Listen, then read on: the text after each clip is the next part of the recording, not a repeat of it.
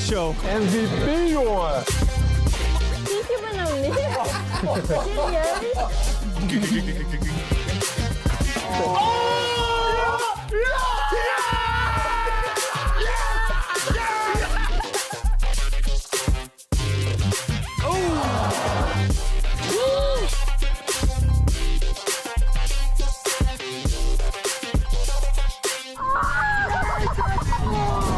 Serieus? Fuck, wat is dit vet.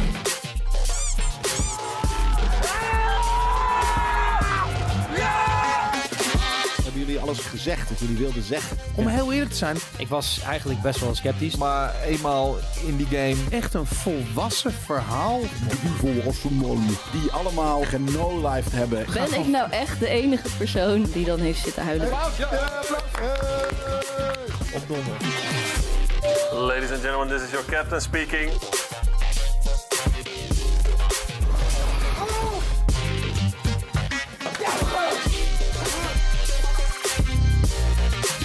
Ja, Gamekings. Yes!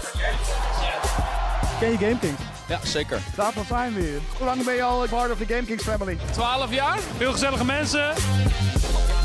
Jullie zijn gewoon de mannen, man. Jullie doen het goed, man.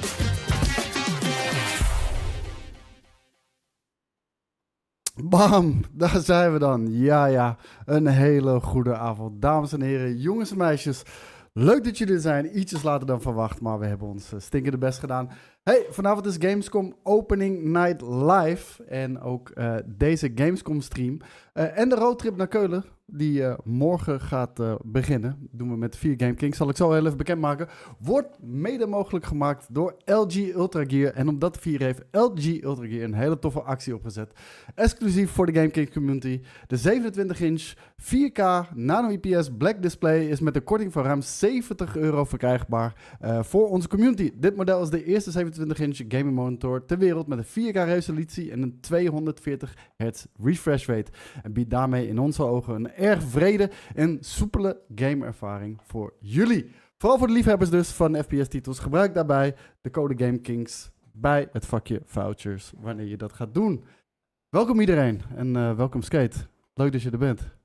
Ja, goed te zijn. Ik stond even in de file op weg hier naartoe. Vandaar ook deze poor fucking background die helemaal nergens over gaat natuurlijk. Maar ik had helaas niet genoeg tijd om alles te fixen. Maar ik ben er en I'm ready. I'm ready, man. Ja? Heb je er een beetje zin in?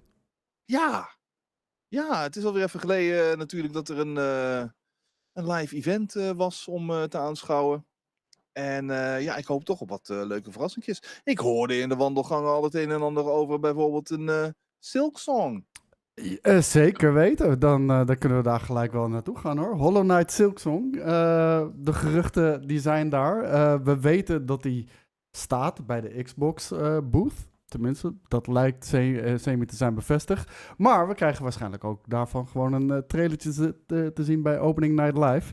Is dat helemaal jouw ding? Want ik heb hem niet uitgespeeld, maar ik was er wel extreem van gecharmeerd. Soms is dat niet voldoende, ergens extreem gecharmeerd van zijn. En waarschijnlijk als ik het doorgezet en er geen andere games op mijn pad kwamen, had ik hem ook wel uiteindelijk doorgespeeld. Het is een fantastische game.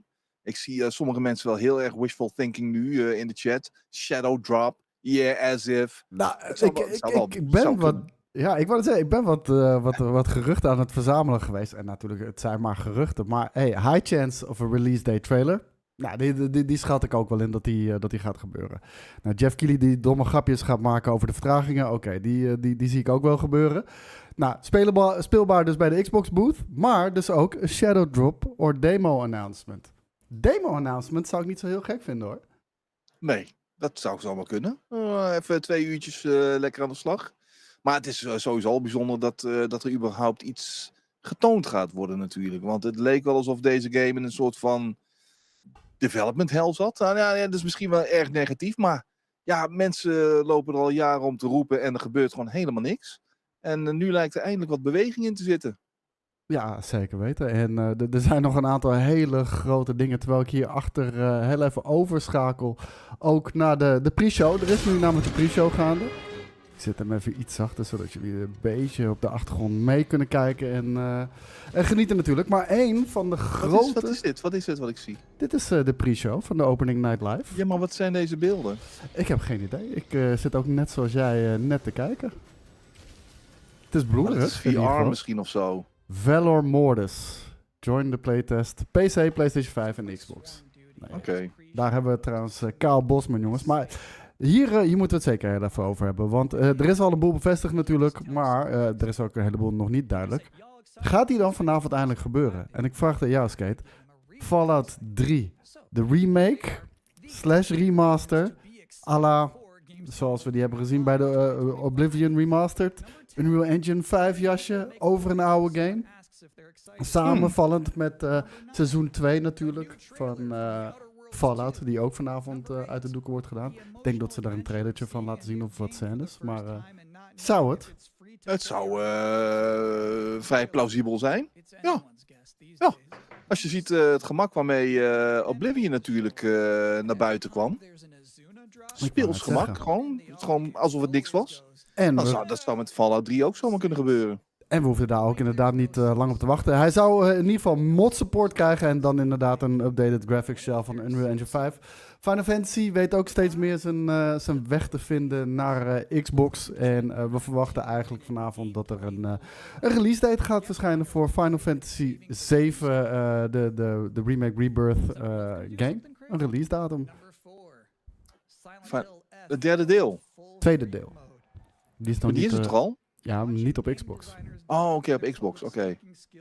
Maar dat stond al vast, dat hij ook wel op de Xbox zou komen. Nou, dat ze er allemaal naartoe zouden komen, dat was inderdaad wel duidelijk. Ik heb hier ook een aantal gewoon zekerheidjes. Call of Duty Black Ops 7. Worldwide reveal met gameplay, deep dive. Ik moet zeggen... Er zijn nog zeker 12 mensen die daar wat facts om geven, volgens mij. Maar ik trek het weer in het extreme. Want maar toch, ik bedoel, iedereen is al overtuigd van het feit dat Battlefield 6 Black Ops 7 in het kontje gaat nemen dit najaar. Als je de kritieken mag geloven, niemand heeft het over Call of Duty Black Ops 7. Dus gelukkig is de open beta afgesloten. Dan kunnen ze misschien nog nu een momentje pakken. Resident Evil Requiem, deeltje 9, is natuurlijk aangekondigd inmiddels al. Gaan we gewoon meer van zien. Sowieso speelt horror heeft best wel een groot thema deze Gamescom. Want we krijgen onder andere natuurlijk ook Silent Hill F. En daar verwachten we ook eigenlijk best wel een uitgebreide gameplay review van te zien. Ja, daar had ik eerlijk gezegd iets meer van verwacht. Ik ben een groot Silent Hill liefhebber. Ik heb Silent Hill misschien zelfs nog wel iets hoger zitten dan Resident Evil. En dat is echt puur op basis van 2-3 games maar hoor. Ja, ik kan het zeggen, kan niet veel zijn. Nee, maar Silent Hill F doet mij gewoon nog niet zo heel erg veel. Daar waar Resident Evil echt stappen voorwaarts maakt in de laatste jaren, lijkt Silent Hill F nou niet bepaald vooruitstrevend of zo. Niet dat dat per se moet, maar nee, het voelt voor mij niet echt heel erg als de nieuwe Silent Hill. Nou, ik moet zeggen, ik mis ook een beetje de grandeur die Resident Evil games wel met zich meebrengen om een of andere reden. Maar wat we hebben gezien van Silent Hill F, met dat freaky meisje in een school was het, geloof ik. Ik vond het best wel nice. Ik vond het best wel dope. PlayStation is trouwens niet aanwezig dit jaar op de Gamescom. Een groot gemis. Jammer, ik weet niet wat daar dit keer de reden voor is. Ze zeggen in ieder geval dat ze zich meer willen focussen op de Aziatische gamebeurs. Dus Tokyo Game Show zullen ze wel gaan staan. Maar dat wil niet zeggen dat ze hier tijdens de Gamescom Opening Night Live, dat ze niks te laten zien hebben. Want ze hebben natuurlijk Ghost of Yotei. En ook daar gaan we een uitgebreide trailer van kijken met de nieuwe combat en de gebieden. Las ik eerder vandaag niet dat er een rumor rondging dat PlayStation in september toch misschien wel weer eens met een State of Play zou kunnen komen. In september? Ja, dat zou niet gek zijn. De Tokyo Game Show is natuurlijk ook in september. Ik dacht eind september. Ik zou het niet heel gek vinden. We gaan daar ongetwijfeld wel een aantal aankondigingen natuurlijk van meekrijgen. Maar die worden over het algemeen niet zo heel erg breed meegenomen in de westerse media. Het zou best wel goed kunnen zijn dat ze op die manier ook hun dingen, hun games die ze daar laten zien, op die manier willen showcaseen. Ja, wat zie ik nu trouwens? Want dat intrigeert mij ook weer heel erg. Ja, ook dit lijkt enigszins toch weer een soort van VR-titel. Zou je denken, als je ziet hoe het eruit ziet. Maar Routine. Routine, oké. Geen goed. idee. Game Pass, ook inderdaad. Outer Worlds 2. Heb jij de Outer Worlds 1 gespeeld? Ja, maar daar ben ik halverwege afgehaakt. Het wist Leg me uit. toch niet zo te pakken als menig andere game binnen het genre. Nee, en Geen waar ligt idee dat waarom. aan? Misschien toch de setting, de tone of voice. Te klein in Het feit, opzet dat ik ook? het feit dat ik misschien een beetje klaar ben met die statische hoofdjes die tegen je praten. Dat is nog steeds Zeg maar. van vandaag de dag. Ja, maar ik weet het niet. Het is misschien niet meer allemaal voor mij. Nee, ik kijk er echt enorm naar uit. Ik heb genoten van de Outer Worlds 1. Toffe titel, eigenlijk een onverwacht toffe titel. Wel van natuurlijk een gerenommeerde developer, Obsidian. Outer Worlds 2 belooft eigenlijk in alles groter opgezet te gaan worden. En dat was eigenlijk ook wel een beetje wat de Outer Worlds 1 kenmerkte. Het was een Fallout-achtige game. Komt natuurlijk ook onder andere van de makers van Fallout New Vegas. Maar in een iets meer gestroomlijnde, kleinere ervaring. Daar lijkt ze helemaal overboord te gooien met de Outer Worlds 2. World of Warcraft. Ik zag al een aantal mensen in de chat die ontzettend hyped waren over wat er vanavond met World of Warcraft gaat gebeuren. Ik zit ook even te kijken naar welke game we hier op de achtergrond zien. Ja, Koos, waarom praat je? Waarom hou je niet gewoon even je mond terwijl ik naar de volgende 13 in een dozijn Souls-like game van Chinese makelij zit te kijken? Het lijkt gewoon Wu-Chang Fallen Feathers. Alleen met Ja, een man. Ja, is dit dan misschien Where Winds Meet? Of is het weer een nieuwe titel? Ik weet het niet. En ik wil het toch weer spelen, want zo ben ik. Maar, Ik heb geen idee, maar dit is niet. Dit is gewoon de pre-show, jongens. Maak je geen zorgen. Tijdens de echte show schakelen we gewoon volledig over. Dat is nog een paar minuten, ik denk 4 minuten. Dus maak je geen enkele zorgen. Dit wordt watching. Hey, Kevin, rustig aan, man. Dat is racist, jongen. Dat kan je niet maken. Wat zegt Kevin? Hij zegt: dit wordt watching.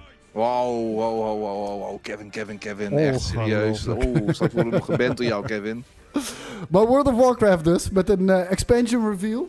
En het schijnt de grootste cinematic trailer aan te komen.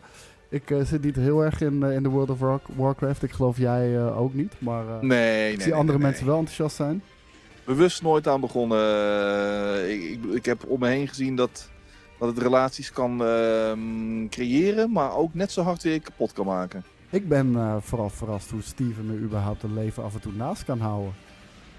Is hij er nog steeds mee bezig? Die man heeft geen idee, maar als je zijn gameuren ziet, of in Destiny of in World of Warcraft, die heeft 72 uur in één dag. Dat kan niet anders. Swords of Legends trouwens, gaan we in de gaten houden, soort van. Maar goed, ik vind het het lijkt echt 13 in een dozijn inderdaad, ja. Even kijken wat we hier nog meer op mijn lijstje hebben staan. Ninja Gaiden 4, Team Ninja. Must have. Ja, hoe heet Must play. We hebben natuurlijk, we zijn verwend geraakt. Ik weet niet of jij Ragebound hebt gespeeld ook dit jaar. Nee, ben ik nog niet aan toegekomen. Oh, dude, die moet je gaan spelen. En hij was ook tijdens de Steam Summer Sale, dacht ik, voor 2 tientjes op te pikken of zo. Heb je echt een aantal hele vette gameplay uren, maar vooral voor mensen die van een uitdaging houden, daar ben jij er denk ik ook wel eentje van. Geweldige game. We hebben Ninja Gaiden 2 Black Remake, als ik het zo goed uitspreek, hebben we natuurlijk eerder gekregen dit jaar. Ook een heel tof, goed opwarmertje voor wat er komen gaat. Ninja Gaiden 4. Ja. Wat moeten ze doen? Moeten ze gaan vernieuwen? Ik weet het niet. Als die remake de opmaat vormt naar Ninja Gaiden 4, dan denk ik dat we wel goed zitten.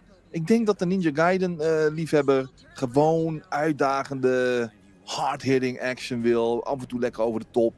Maar ook gewoon lekker bloody, lekker gory zo nu en dan.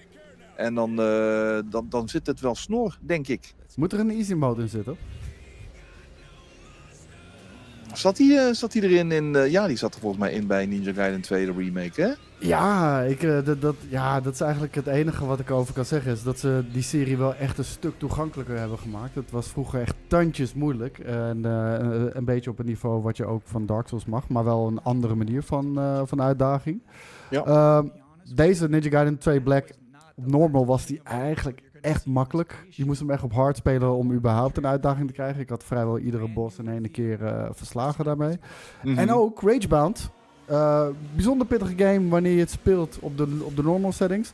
Maar ook daar, je kon echt letterlijk alles tweaken en het zo makkelijk mogelijk maken als dat je zelf zou willen. Dus ja, het is in ieder geval toegankelijk voor een nieuw publiek. Ik ben een beetje bijgedraaid daarin. Ik bedoel, weet je, als mensen het op de hoogste moeilijkheidsgraad willen spelen, dan moeten ze dat lekker doen. Maar als er mensen zijn die ook wel willen weten what the fuss is about en waarom mensen dit allemaal spelen, maar ze trekken het gewoon niet op die hogere moeilijkheidsgraad en ze kiezen ervoor om een lagere moeilijkheidsgraad in te stellen. Live and let live, joh. Laat die mensen gewoon en ga niet zo houten lopen doen. Oh nee, dat kan niet. Whatever, joh. Nee, dat kan niet, Skate. Ik ga je nu zeggen, met die Dark Souls games vind ik, dat is echt onderdeel van de ervaring. Weet je, ja, het is gebieden verkennen, puzzels oplossen. En dat moet je doen echt met angst in je lichaam. Met het zweet dat door je bilnaad heen druppelt. Ben je die dungeons aan het verkennen. Ninja Gaiden is meer een action game. Weet je, recht toe, recht aan, lineair vaak. Daar kan ik het nog wel in begrijpen. Ja, maar ja, laat die mensen gewoon ervan genieten. En als ze dan toe zijn aan een wat uitdagendere challenge, dan doen ze dat er gewoon mee. Maar volgens mij staan we op het punt van beginnen, Koos. Zeker, we gaan overschakelen. Ik wens iedereen heel veel plezier. Jij ook, Skate. En dan zien we jullie na de show weer terug. Tot later. Ciao.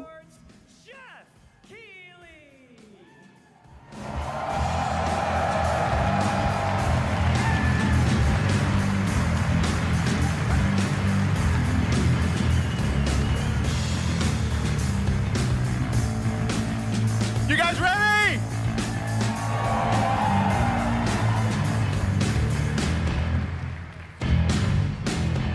Guten Abend. Welcome to Gamescom. Wie geht das Deutsch? All right. This is opening night live. Hello, everybody, and this is the kickoff to the biggest games festival in the world right here in Cologne, Germany. We've got over 5,000 fans in the hall here at Messe tonight. Welcome, everybody. And by the end of the week, more than 300,000 people will walk the show floor, which for the first time has more than 1,500 exhibitors. It turns out that E3 didn't die, it just moved right here to Germany. And of course, there are millions more watching live around the world. No matter where you are, we're all connected tonight as one global community to celebrate the art, creativity, and joy of games, from the boldest indies to the biggest blockbusters. Today, the game industry has never been more dynamic. Clever ideas from small teams are breaking through in huge ways. This summer, Peak, a co-op climbing game created by Aggro Crab and Landfall Games, stormed the charts on Steam, and right now I can announce for the first time it has sold over 10 million copies to date. Congratulations to the team. And there's also other fun ones, like you guys have probably played Date Everything, a wild dating sim where you can romance a treadmill or a curtain. It's on Steam right now, check it out. It's sold an estimated 500,000 copies. And all these successes prove something important. Small teams with big ideas can change the industry.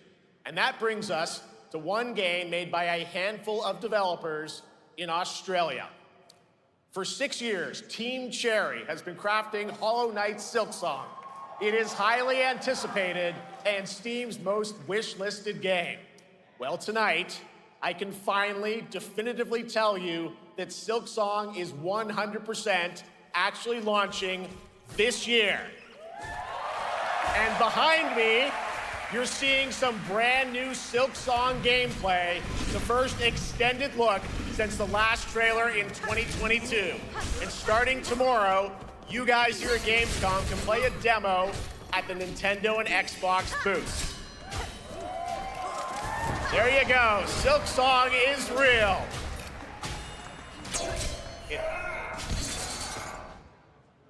And on Thursday, Team Cherry is going to be sharing some news as part of a YouTube premiere on their channel, so make sure to check that out. Tonight, we'll give you a first look at this holiday's biggest games, like Call of Duty Black Ops 7 and Ghost of Yotei, plus major news on Prime Video's Fallout Season 2 arriving in December. And later, we'll have a special performance of the music of Claire Obscure Expedition 33, one of this year's most celebrated games developed right here in Europe. Plus, a brand new look at Resident Evil Requiem from Capcom, and the world premiere of the opening cinematic from World of Warcraft Midnight from Blizzard.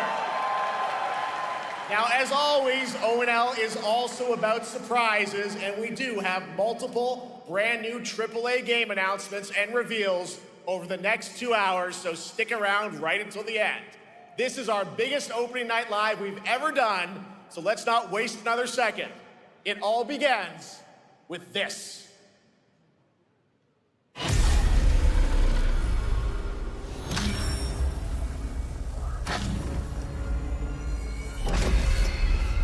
It brings me such satisfaction to see you here. A witness to my work. You will know fear.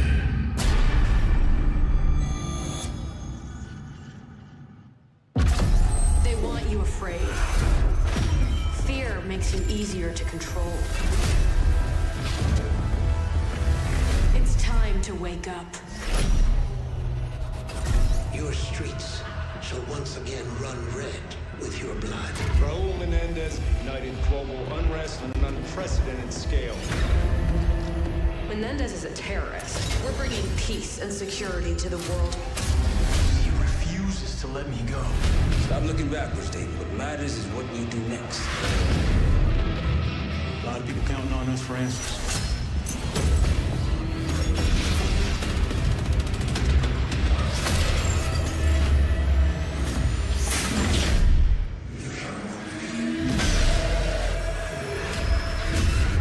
Inspector 1, report. Need a sit rep.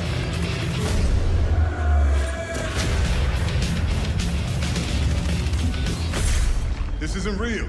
The hell it ain't!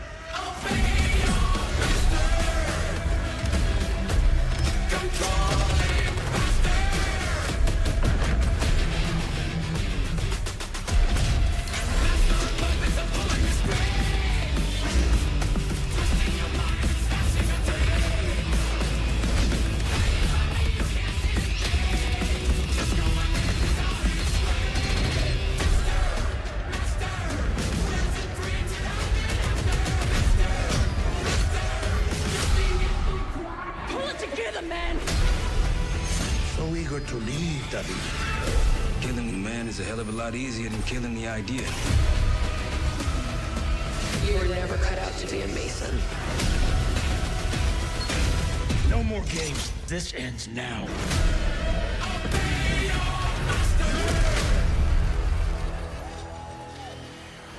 Get the Reznov Challenge Pack when you pre-order now.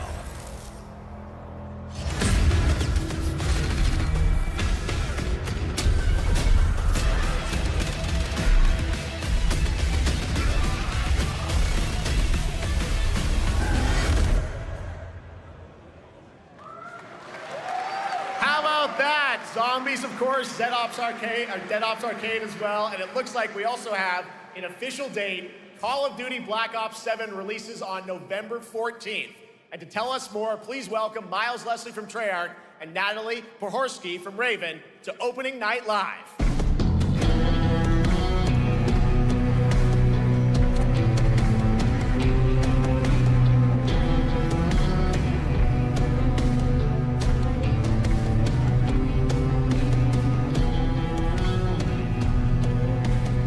Hello, guys. Congratulations on the reveal. Welcome, Miles and Natalie, to Opening Night Live. Thanks for having us. We're very excited to finally talk about this game. Yeah, excited. Let's get into it. All right, well, that trailer was obviously intense. Black Ops is back. Twisted world of Black Ops as always, and it looks like you're definitely pushing the envelope again. Absolutely, Jeff. It's been a long road, and we're thrilled to finally be sharing what we've been building. Black Ops 7's got a bold vision of the future. We're diving into 2035, and it's a future that feels real, just out of reach, but it's twisted in only the ways Black Ops could. And, you know, you come to expect what you got there. It's a world of fear. The shadows are gone. Nothing is what it seems. Yeah, 2035 setting. So the question is, you know, we're wondering, how does Menendez, how does this all fit into the Black Ops timeline? Yeah, so we're pulling threads from Black Ops 2 and Black Ops 6. But don't worry, don't get it twisted. This is a beast of its own, Black Ops 7. We're stepping into a world spiraling from the return of Raul Menendez and the consequences of the past. All right, well, I'm curious who the protagonist is, so you can tell us who's stepping into the light in this game. Yeah, David Mason returns, but he is not the same. He's carrying deep scars. Some you can see, some you can't. And he's got a new team with him, and every mission, every move is a test. Now, what makes the story stand apart? Yeah. We're also introducing the Guild. Yes. Important to mention, a global tech force that claims to be humanity's last line of defense against this mysterious threat. And their CEO, Emma Kagan, is a visionary leader with a clear mission, but how she chooses to confront this crisis is often at odds with David and his team. So it's not a battle of good versus evil, it's a clash of philosophies. What kind of future are we building, and who gets to decide? All right, so some deep thoughts there. So yeah, tell us about, how does this story stand apart this time? It's the characters. Okay. So the story is about identity, memory, and consequence. And we've crafted this cast like pieces of a puzzle. So each one has a reason to be there, and each one brings something unique to the table. And we've also got our central city of Avalon, which is more than just a backdrop. It's a living, breathing space that evolves with the player. And it's also where our story roots take hold. All right, well, one thing we want to talk about is gameplay, and I understand you're doing a co-op campaign for this one? That's right. From the start, we wanted to make a bold change with the campaign. Black Ops 7 can be played solo or up to 4 players. It's a shared experience, and every mission has been handcrafted for variety. Tone, pacing, gameplay location. You're going to be running on the rooftops of Japan, exploring the Mediterranean coast, and then diving deep into the human psyche. All of it has been crafted to really add clues to the story and offer their own gameplay focus. Wow, so wild story, co-op campaign, you are definitely pushing boundaries this time. Yes, we are. Black Ops 7 is all about innovation across the entire game, and not just in gameplay, but in how we tell stories, how we connect players, and how we build worlds. And this is just the beginning. There's more to come at Call of Duty Next, including multiplayer and zombies. But for now, we hope you guys are excited to step into something new and experience something truly unforgettable. Amazing. All right, Call of Duty Black Ops 7, thanks so much, guys. And now, here's a behind-the-scenes look from the rest of the Call of Duty development team. Thanks, guys. Black Ops 7 brings an all-new way to play the Call of Duty campaign. This time, you're not going in alone. You have the option this year to play solo or up to 4-player co-op start to finish. You can bring your friends, you can make some new ones, and there's a whole bunch of adventure even after the story. For solo players, we really make sure that they can engage in the campaign the way they want to and feel like they're truly playing a Black Ops story. What's going to be fun is having each player in your squad gravitate towards their own play style and then really playing it off of each other. We've crafted this as an inherently social mode that features the amazing linear Call of Duty missions that our community loves. Mission variety is at the core of the Black Ops 7 campaign. The pacing shifts between high-intensity combat, stealth-driven objectives, and deeply psychological sequences that challenge your perception of reality. Avalon serves as the narrative's anchor throughout, but the campaign stretches far beyond its borders, both geographically and thematically. It's dynamic and full of opportunities to explore, experiment, and experience the story in new ways. And in the culmination of the co-op campaign, we're unleashing something bold, the end game. It's a proving ground to put everything you've mastered throughout the campaign to the test. The end game is a brand new PvE social experience where you and your squad will need to survive overwhelming odds, adapt under pressure, and break the rules of what you thought a campaign could be. Each run is a new step in your power journey as you wield personalized abilities and face unexpected challenges. And here, all of Avalon opens up. It gives us a lot of freedom to have some fun with the gameplay mechanics, player movement. Players really can turn the map into their playground. This is your chance to explore the world beyond the mission.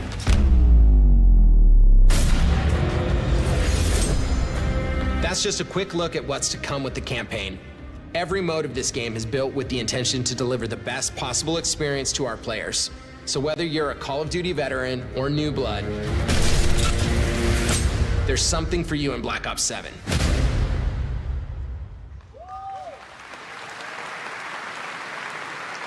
All right, for much more on Call of Duty Black Ops 7, make sure to watch the full-length Black Ops 7 Direct and tune into Call of Duty Next on September 30th.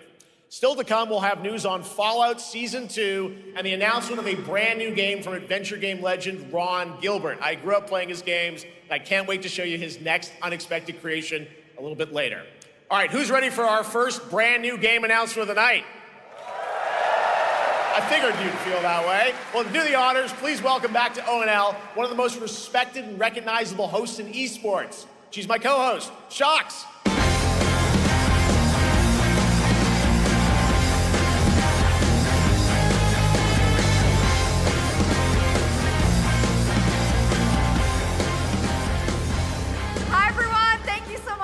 It is so great to be back here at Gamescom and ONL.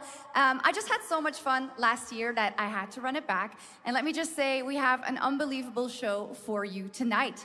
And now, without further ado, it's time for our first new game announcement at ONL. Please enjoy. Our gods have forsaken us for fear of the coming darkness.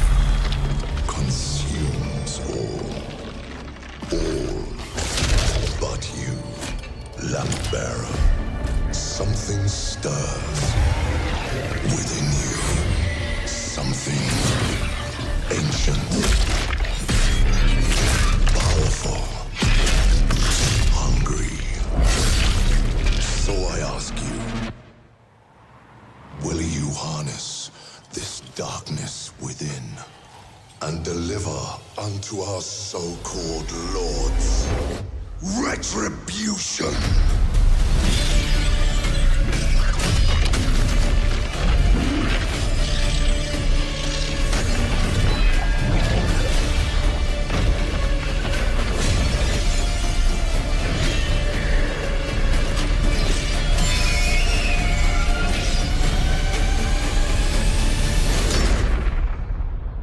Should you fall, the world falls with you.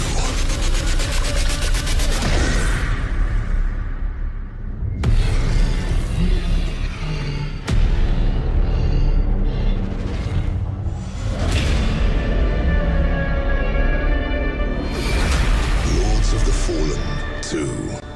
Wishlist now. Wishlist now. All right, Lords of the Fallen 2 is official, set 100 years after the last game as a fragile veil between the living and the dead begins to tear. CI Games promises a sequel that's bloodier, faster, and more brutal than ever. With more aggressive combat and new boss battles, your first look at gameplay will arrive later this year.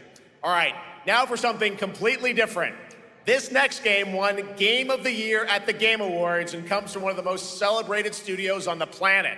Next year, it's making the leap to become a major anime. And tonight, we're breaking the news with your exclusive first look.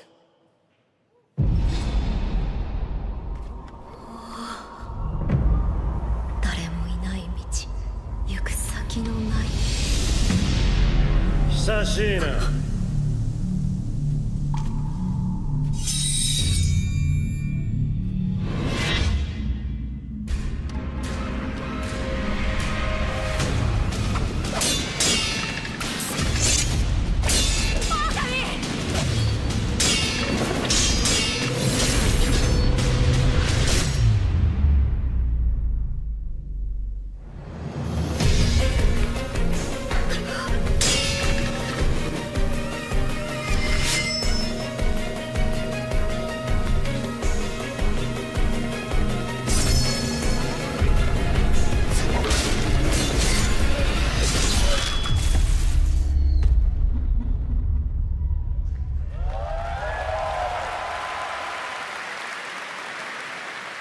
Looks awesome. All right, we're just getting started. Our next new game announcement stars a hero who needs no introduction, a true legend of justice and gadgets.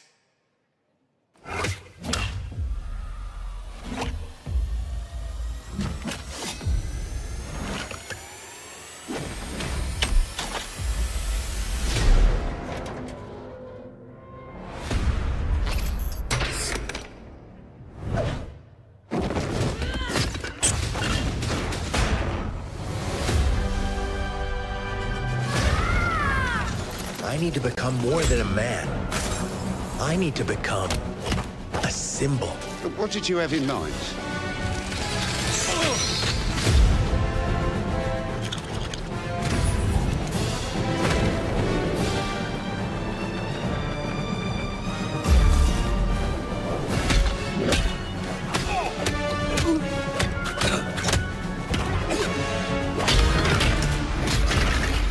Who are you?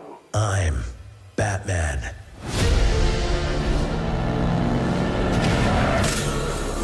Why so serious?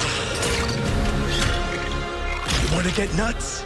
Let's get nuts. I'm allergic to nuts. Who's the man behind the mask?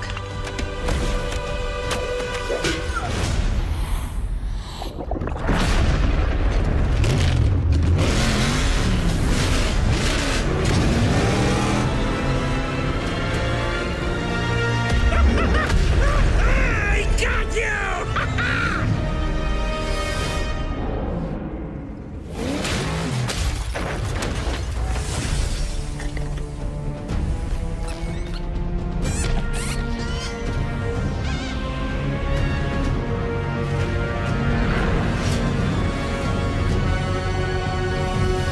Oh, you think darkness is your ally.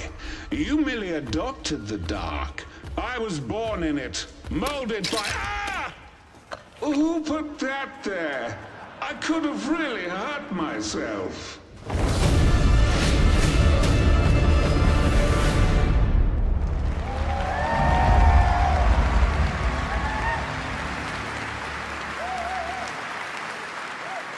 The Bat is back. Please welcome the head of LEGO Batman development team, Jonathan Smith.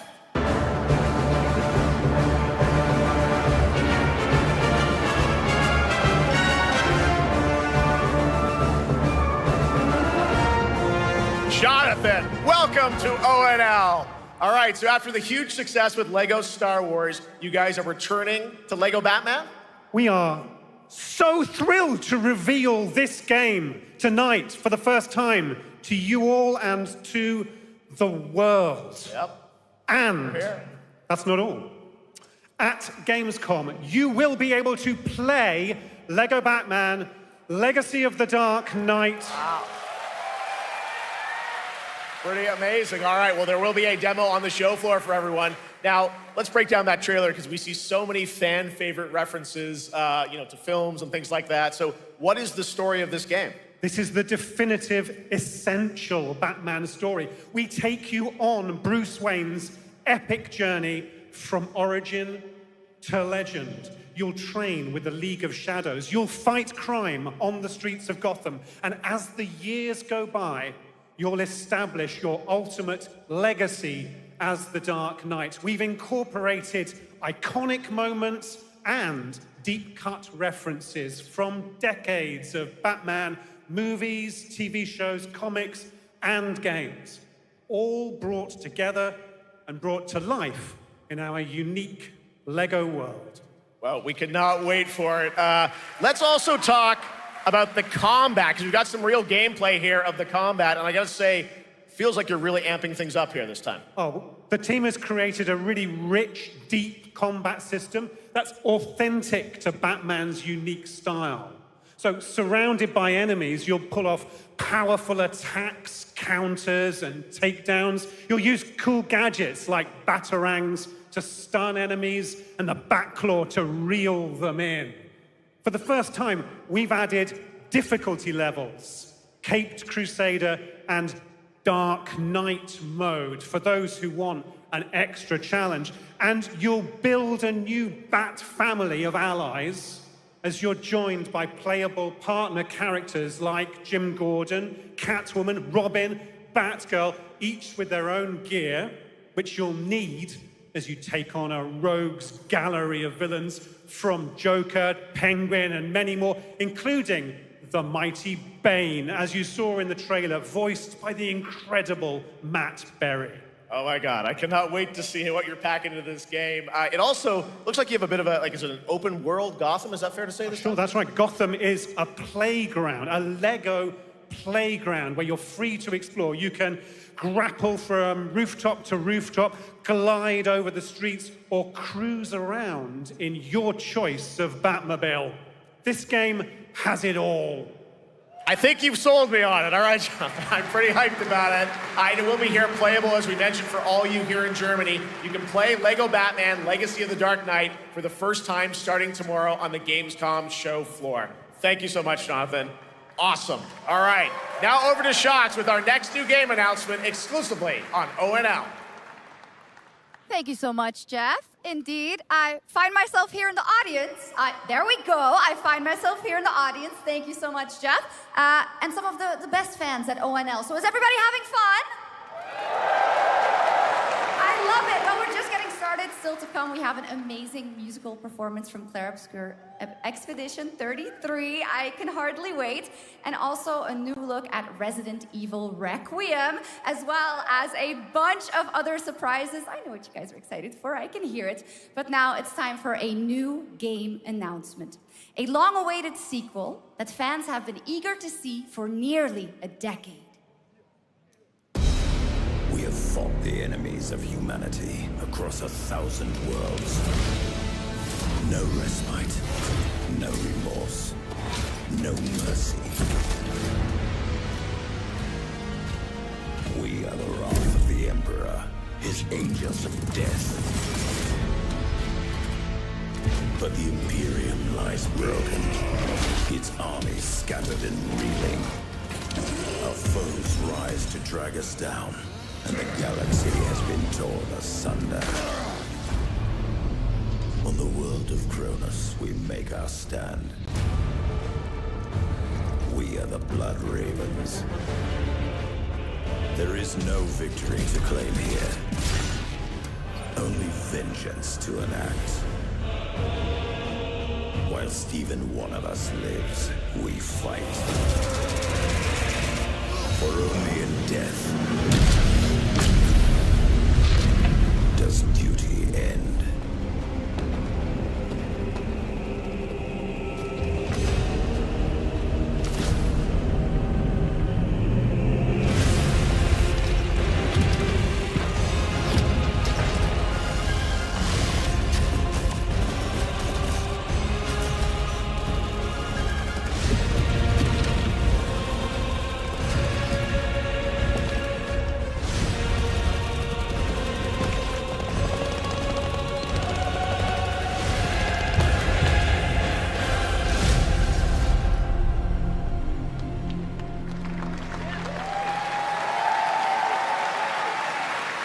Centuries after the last great conflict, the battle for Kronos begins again in Dawn of War 4 with 4 playable factions and over 70 missions. Dawn of War 4 is coming in 2026 to PC. All right, now it's time for an unexpected update from the Monster Hunter Wilds team about a very special crossover event.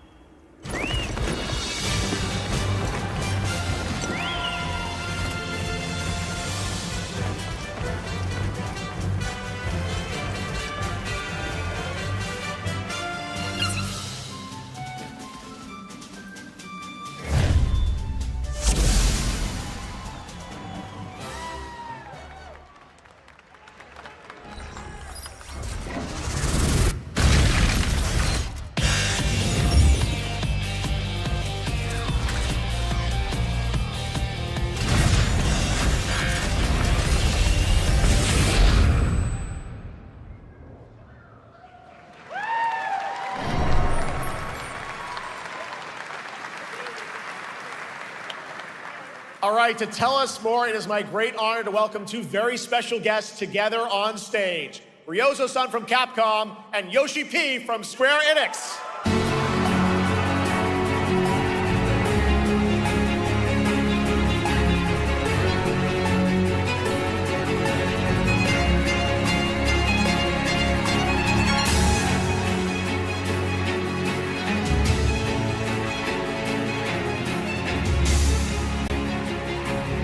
Mana will translate for us.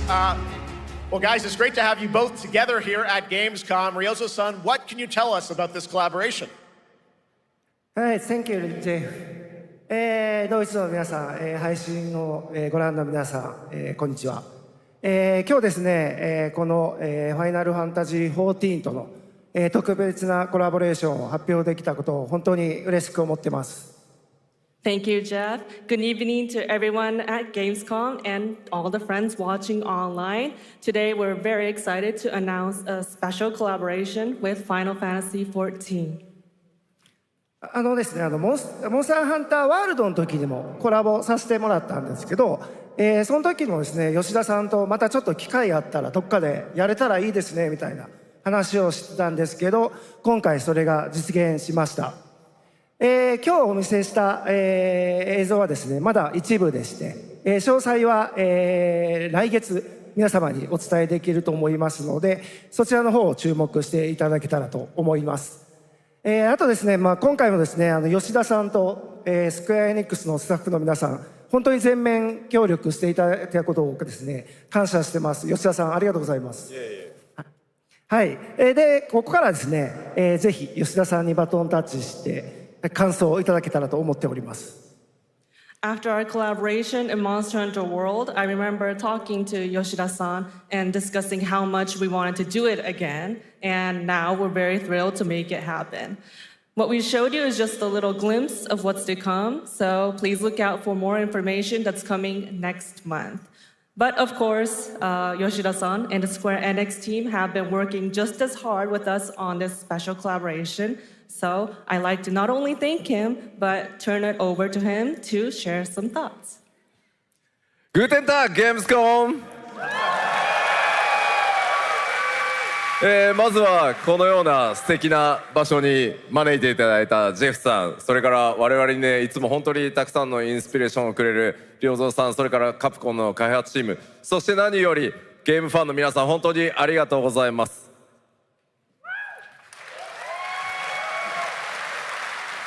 Guten Tag, Gamescom. First of all, I'd like to thank Jeff for having us here and Ryozo-san for all the inspiration, the Capcom team for working on this special collaboration, and to everyone enjoying our games. Thank you so much.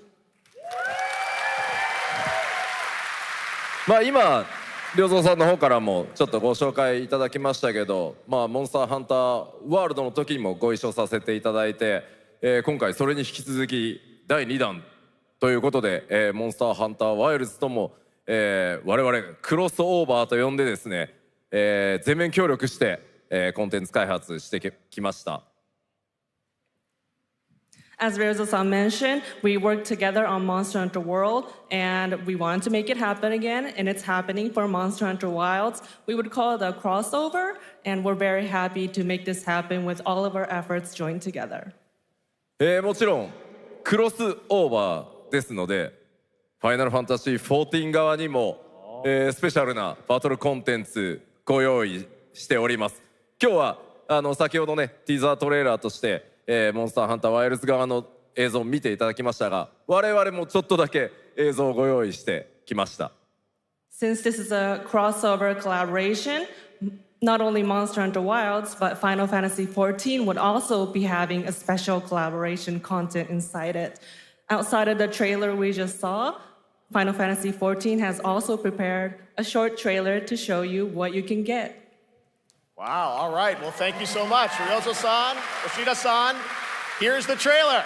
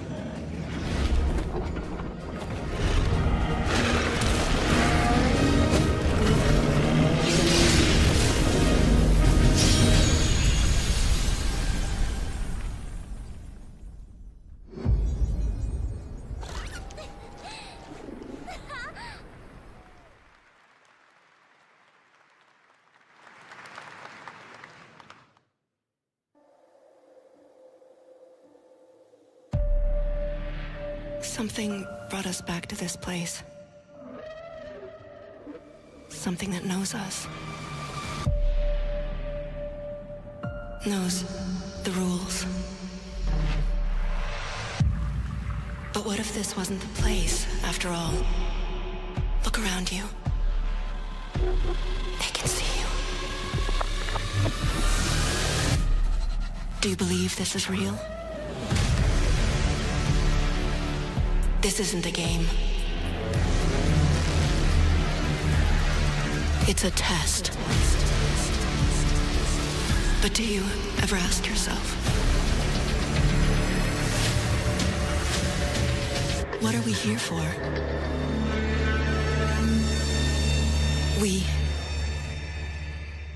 We're here to play.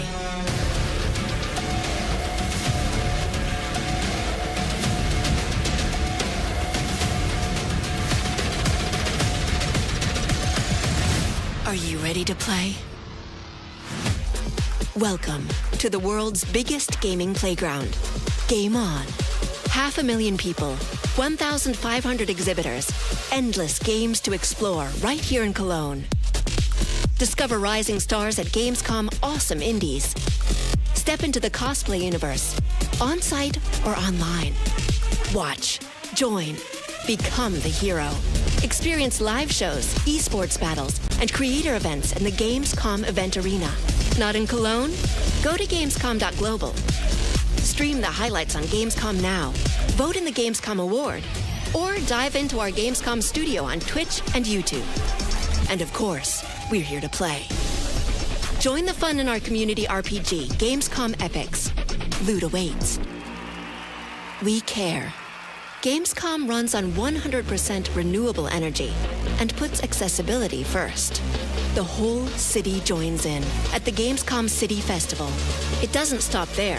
The whole world comes together, not only here in Cologne, but also at Gamescom Latam, Gamescom Asia, and beyond. Welcome to Cologne. Welcome to Gamescom. All over the world. And now, keep on watching Gamescom Opening Night Live. I'm ready to game, all right. And that was only a glimpse of what is to come here at Gamescom, the biggest playground in the world, and what it has in store for you. We're here to play, and the fun is just getting started. So, Jeff, what's next? Is it anything good? I think it's going to be good. It's going to be a video game, I can tell you that much. Last year at the Game Awards, we had the honor of announcing the long-awaited return of one of Capcom's most iconic action series, Onimusha. And tonight, we take the next step on that journey. Here's a brand new look at Onimusha, Way of the Sword, coming in 2026.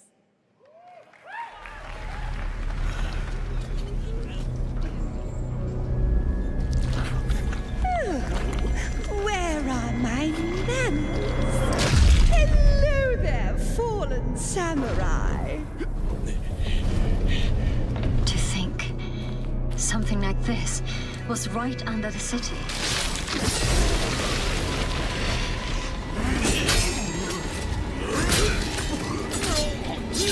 What fearsome power! Be careful! Oh, righteous! And after everything you and your awful kind put him through, too. Were you feeling left out? Here, let me show you something to cheer you up.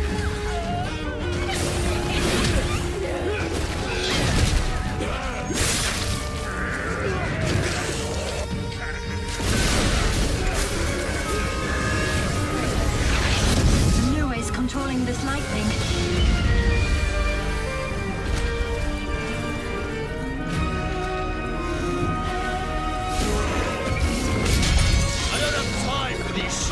Games. Oh, I'm terribly sorry. Anyway, do enjoy.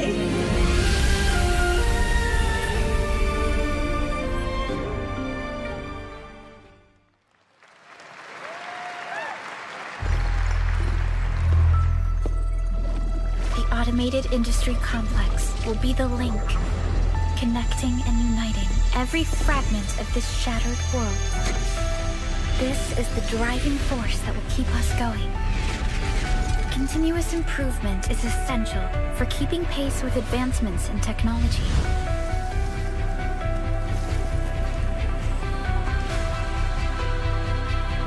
Enfield. They don't simply talk about our dreams. We do what we can to make them a reality. All operators accounted for. The team is ready for the mission.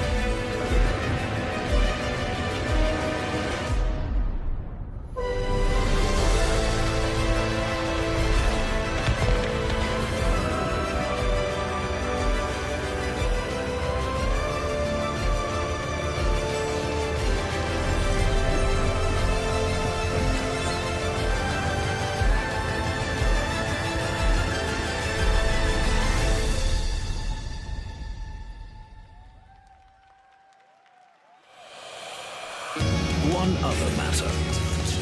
The Alpha. She was found.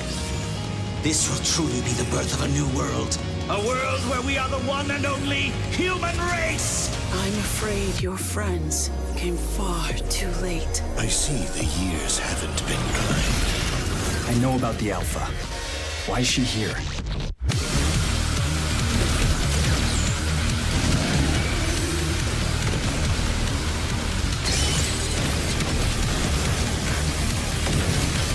Damned outers. You tore my heart out when you took him from me. Now it's your turn to suffer! Stay alert now! Hand over the Alpha and let us end this war. Oh, Mother. Thank you.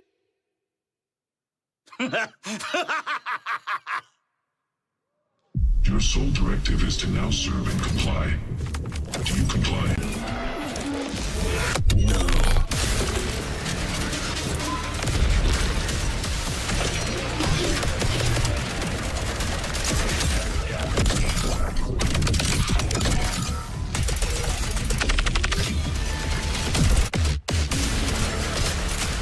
A way out is here.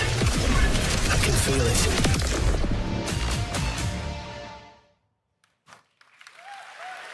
You guys having fun so far? We got a lot of shows still coming your way. All right, now it is time to head back into the wasteland. We're talking about the TGA award-winning Fallout series based on Bethesda's legendary RPG franchise. Season 1 earned universal praise for its tone, storytelling, and original characters, not to mention how faithfully it brought Bethesda's game world to life. Well, later this year, the series returns to Prime Video for Season 2. To tell us more, please welcome to ONL some very special guests. Series executive producer Jonathan Nolan, executive producer Geneva Robertson-Dorrit, and stars Ella Purnell and Aaron Moten.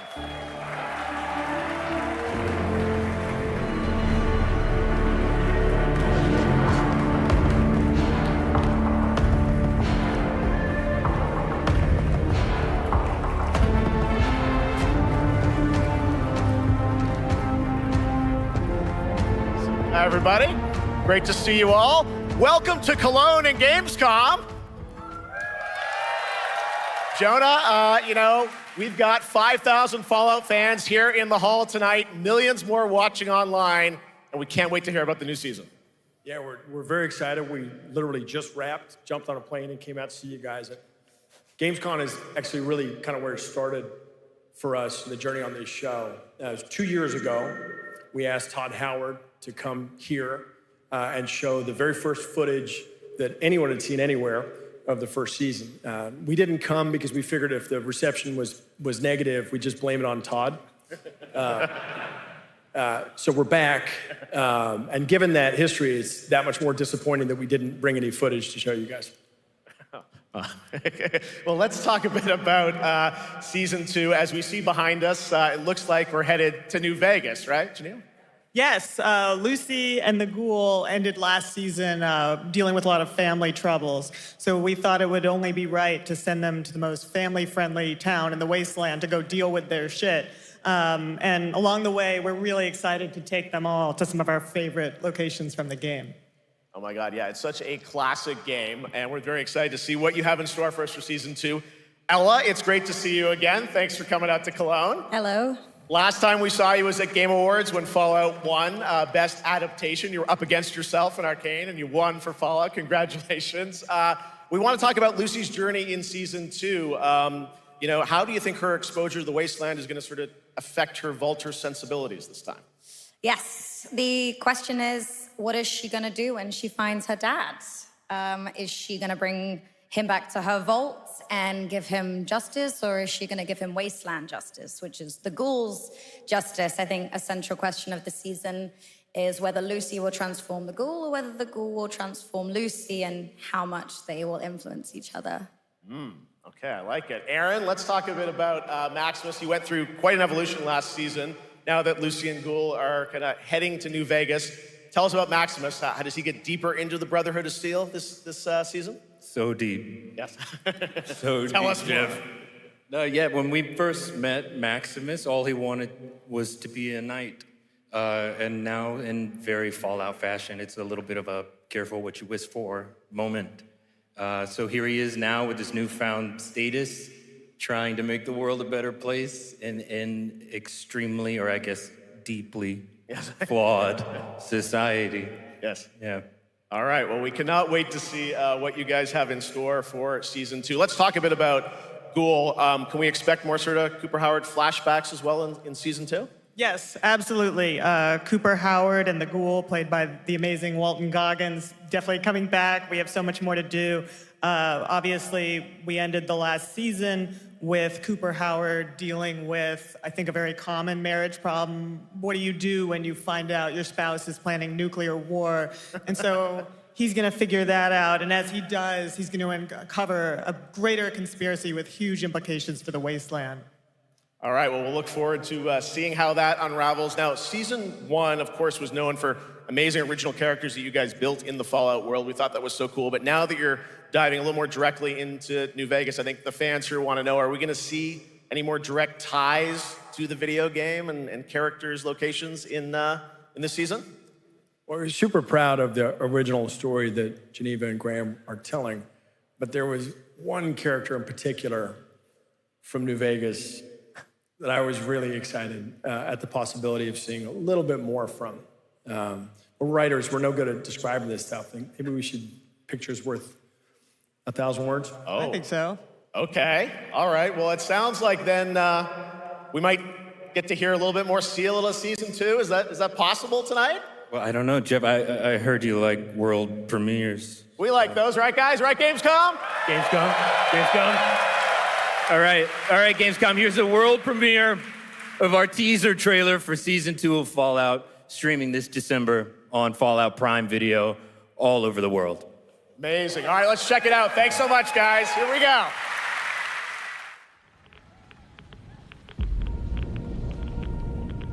I'm looking for someone. Common story around here. Someone you care about or someone you hate? Oh, what a great question. What say you, Miss McClane?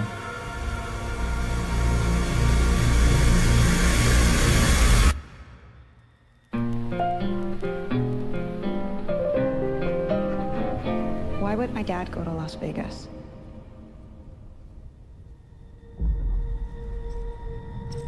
You want to know why the world ended?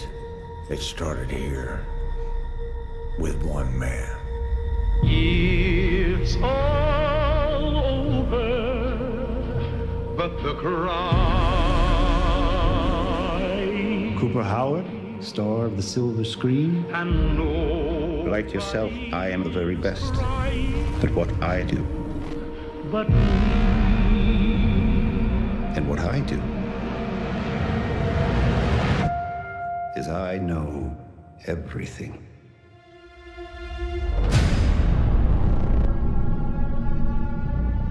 I know there's a war coming. The bombs will only be the beginning. My concern is that you would do just about anything to save your family. I think you are actually quite a violent man. You just don't want to kill me yet.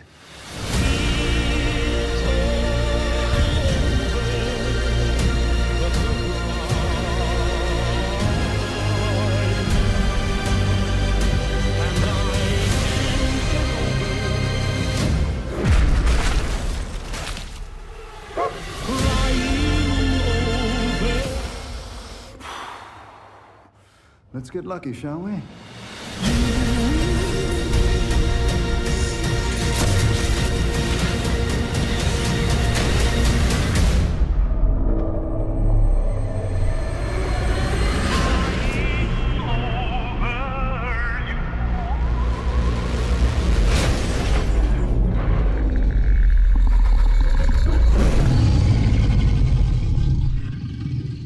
I defer to you about what to do in this situation.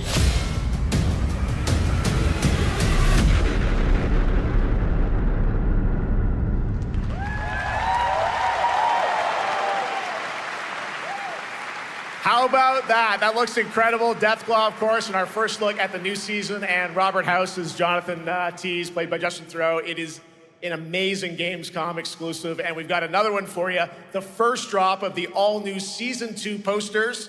We cannot wait to see what Lucy, Maximus, and the Ghoul have in store for us when Fallout Season 2 begins December 17th, with new episodes premiering weekly on Prime Video. All right, now back to you, Shox.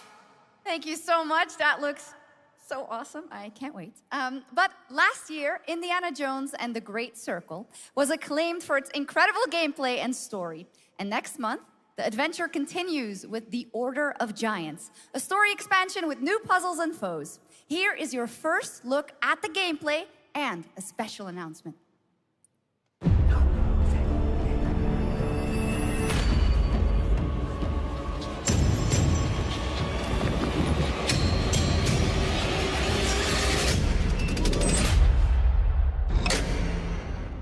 What do you know about the legend of the Nameless Crusader? Fierce warrior. Fought in the siege of Antioch, 1097 AD. Very tall, like a giant. Pope Paul IV had an item of this crusader in his possession, his helmet. Well, I'll tell you what. If I see the helmet, I'll leave it exactly as I found it. Sound good?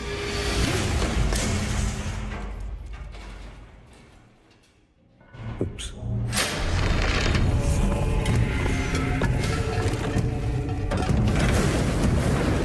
Giant guardians. Their roots go way, way back. Worshipped by the Mithras cult. I can't believe you dare to investigate this. Impressive for a snake.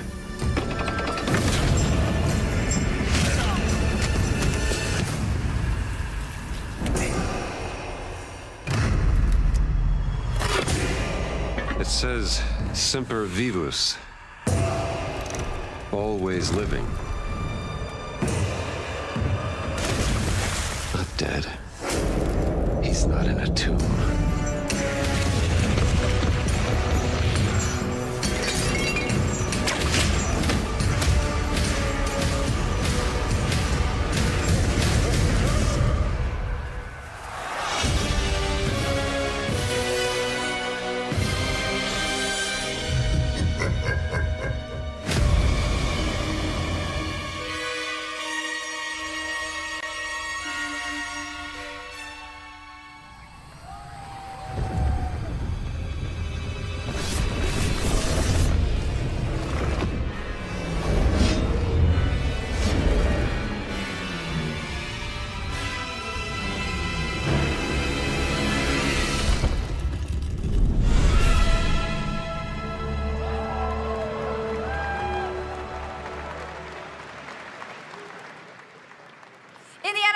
and the Order of Giants is coming on September 4th. And as we just announced, it will also be released on Nintendo Switch 2 in 2026. Yeah, you can clap, of course. Now, let's step into the world of Deadpool. First announced at Summer Game Fest, here is the latest trailer for Deadpool VR, which reveals more of the villains and the release date. My massive, galaxy-spanning streaming network is expanding. Nice imagery. To score eyeballs, I need talent. Now that is efficient exposition. The biggest, baddest bastards recruited across time and space. They require persuasion. Look who it is. Spyro Gyro, a deluxe portal for 2, if you please. Adoring fans will be watching your every move. Fighting on a reality show to the cheers of trillions. Minimum effort. I have little tolerance for low ratings. Oh, shit. OMG.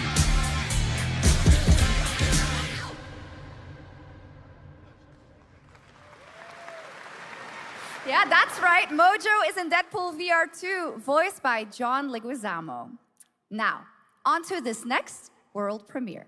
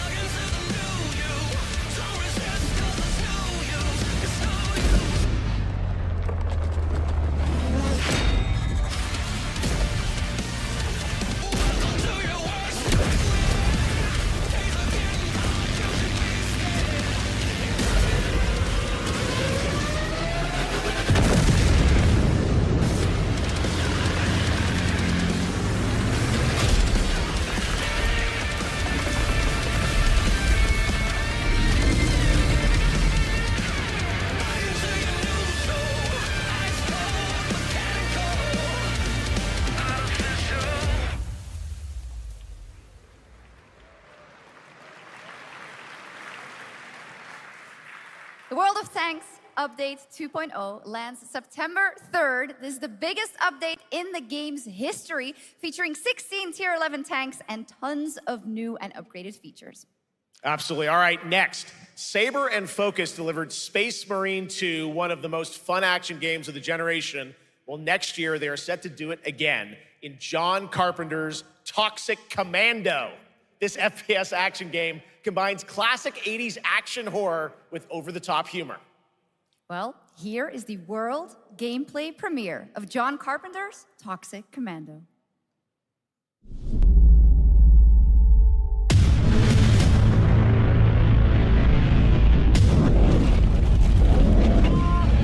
Next step, improvise.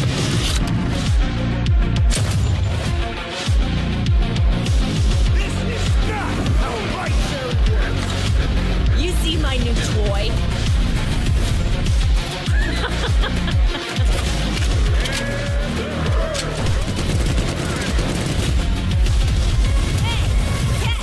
Liar, liar, zombie unlocked. Best power ever! Oopsie! They're wrecking our ride. Could use some help now. I need some first. Can you all please cover me? Whatever works.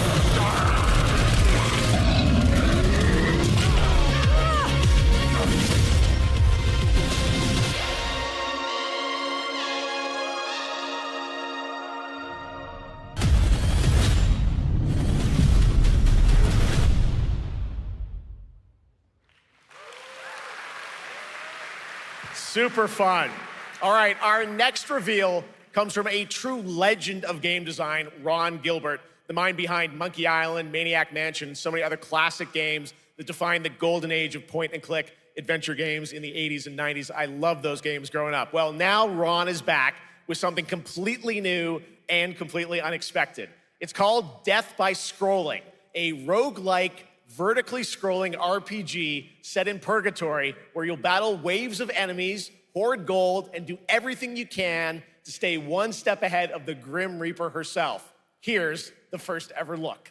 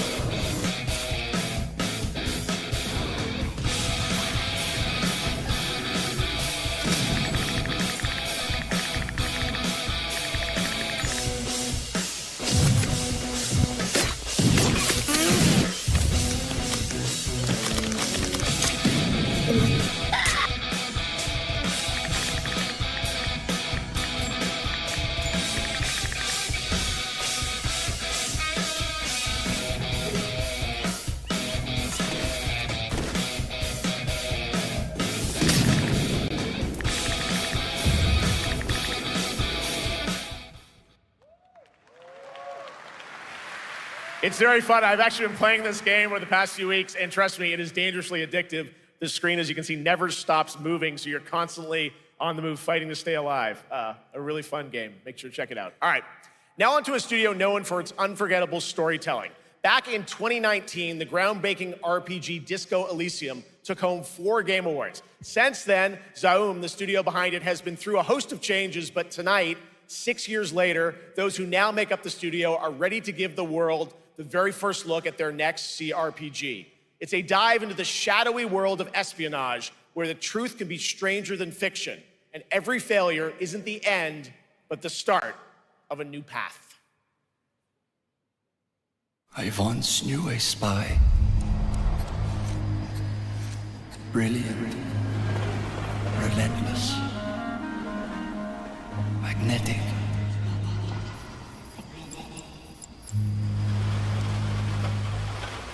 Her name was Herschel. Dark gold hair, a well-worn life beneath. A dandelion puff, waiting to be blown. She tried to look out for me. For us. None of it mattered in the end. Everything she touched rippled into failure.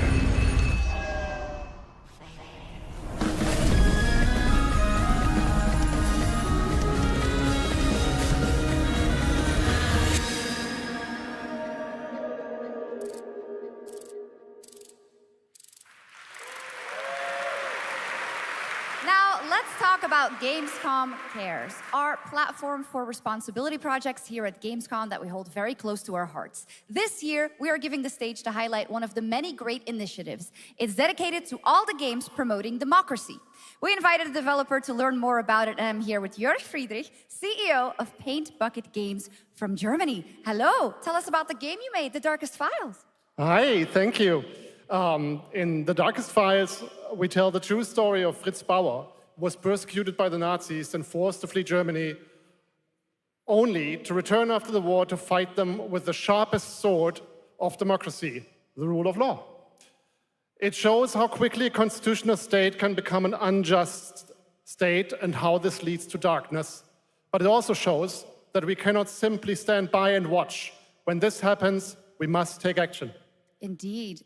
There are other examples like your game playable here at Gamescom, such as Glass House by Flat 28 Collective from Italy, a story-rich CRPG set in a lockdown apartment block at the dawn of a world war. And Compensation Not Guaranteed by Team Project Lunch from Singapore, a document checker thriller about a post-colonial country from the perspective of a government official worker. So, Jörg, can you tell us why these games are so important and so impactful? Well, games are more than entertainment. Like any great art form, they reflect our concerns, our fears, our hopes, and what preoccupies us. Democracy is under attack right now. Minority rights are being violated, and the world is becoming increasingly interconnected. So games are a powerful medium for addressing these issues, and they have the potential to inspire change.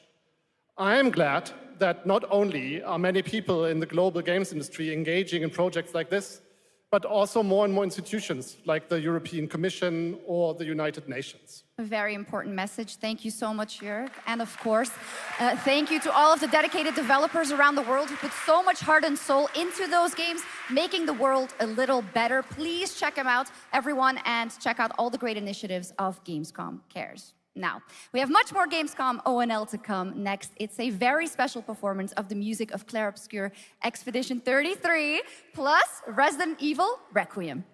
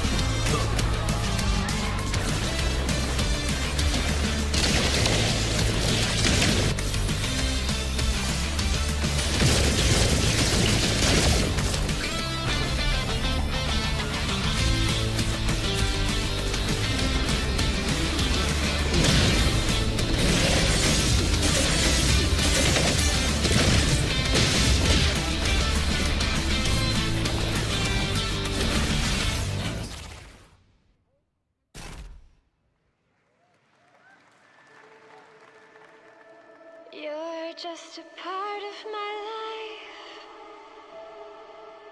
and you're just a part of my life.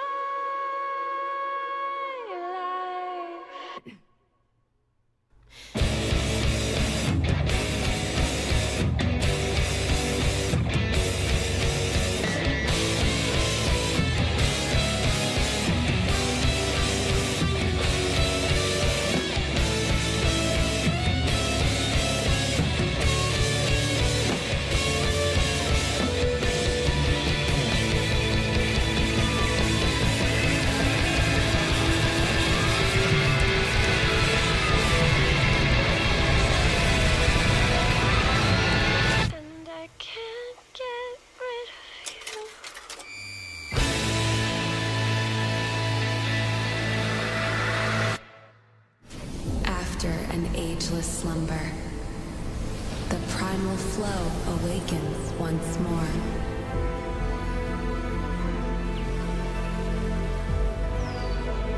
It is fate that brought us together. Shisha, such a pathetic place. Who is this guy? What does he want? Your ignorance is despicable. A power stirs deep beneath us.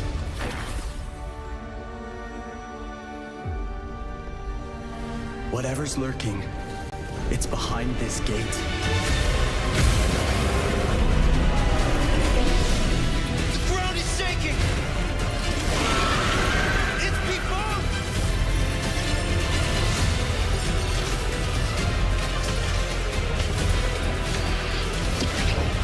We have to take it down! How long have they been trapped in here? Be it destiny or chaos, I shall break the cycle! Time for the final reckoning.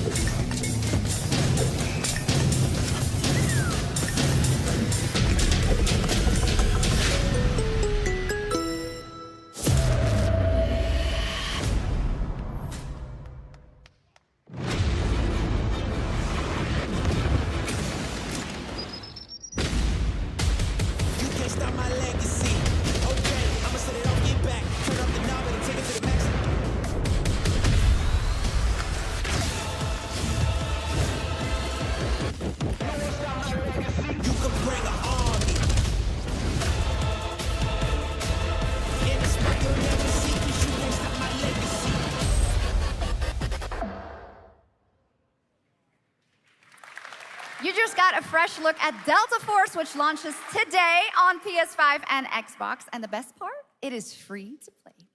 Now it is time for something truly special and one of the most requested moments from our community this year.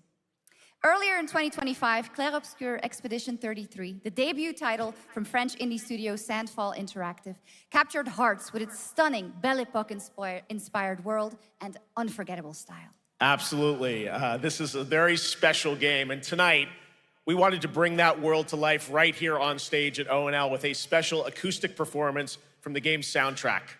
Please join me in welcoming, for their first big live performance ever, the composer of the game, Laurent Testard, and vocalist Alice Dupont-Pessier, performing Alicia from Clair Obscur Expedition 33.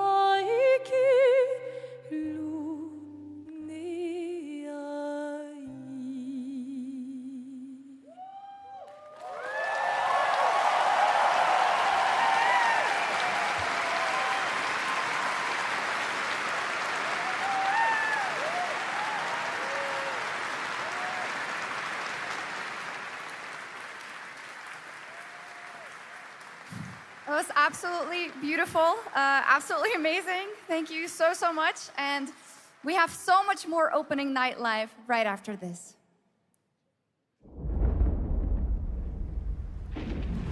Since ancient times, the Hayabusa and Raven ninja clans have fought to keep peace, with the Hayabusa clan in the spotlight. But your clan, the Raven clan, has always had a secret motive. Thanks. I owe you one, Hayabusa. Expect heavy resistance from the BDO. We're all counting on you, Yakumo.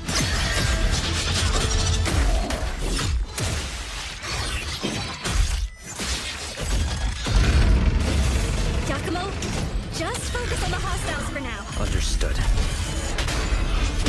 Stop this madness. Stay away from the Dark Dragon Seal. Go back home to your little raven nest. Or die here. If you truly think you have what it takes to slay the Dark Dragon, prove it. The very fiend that resurrected the Dark Dragon years ago. Even a mortal such as yourself has heard of me? I'm sure. Die, insect.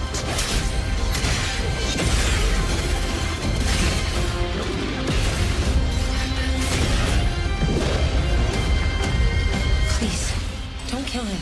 The whole world's at stake.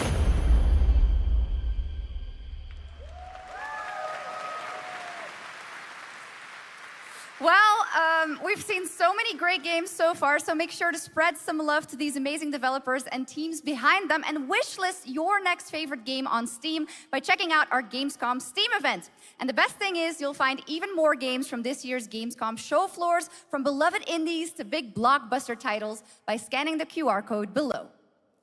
Now it's time for the world gameplay premiere of an MMO shooter set in a post-apocalyptic dystopian Seoul, South Korea.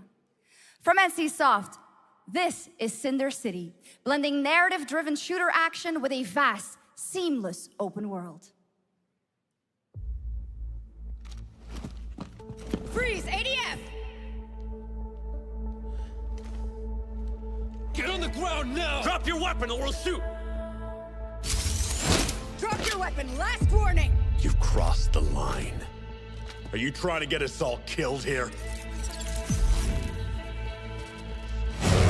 3 minutes to drop. Everyone stand by.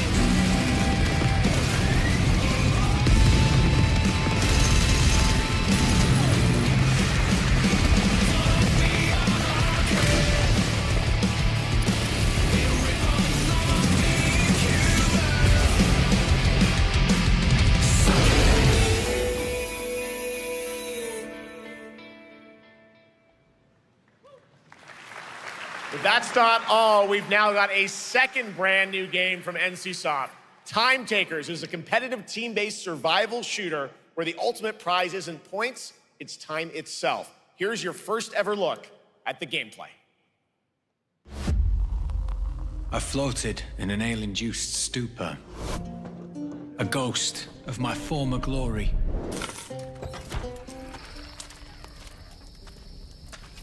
Until one day when I was stabbed. Yes, like that. I thought I died. No. Instead, I was given a second chance in a strange world, alongside rogues from across the timescape. Hello. Hi. How you doing? I'm fine. I'm a boss. Get it right. If you don't think, say And we were promised to fix our past. I guess that's what we're here to do. what you doing with no FAS like that? What you see? Oh, you like that? Yeah, I'm seeing like that. Body right face too. Yeah, you like that? Oh, you like that? Yeah, you like that. Oh, you like that?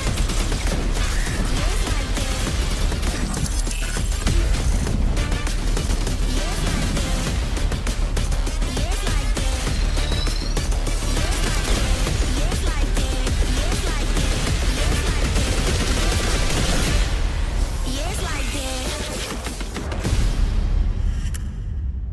Yeah, you like that.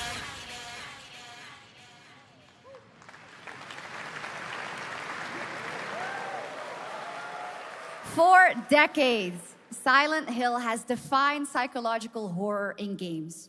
And tonight, the fog rolls in once again. Here's a brand new look at Silent Hill F from Konami, including the reveal of the American voiceover actress Susie Young as Hinako. Target show 1 to HQ. We haven't found an active suspect at the scene. Chances are good that it's still in the capital water. We better consider the hunt. Over. Last seen fleeing Tsuneyoshi Shrine. Exercise extreme caution.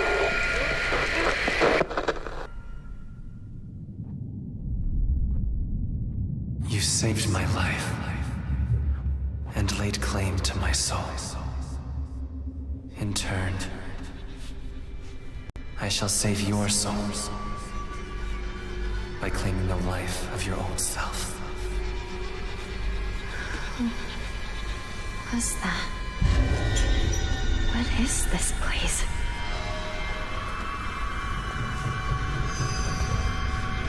This way.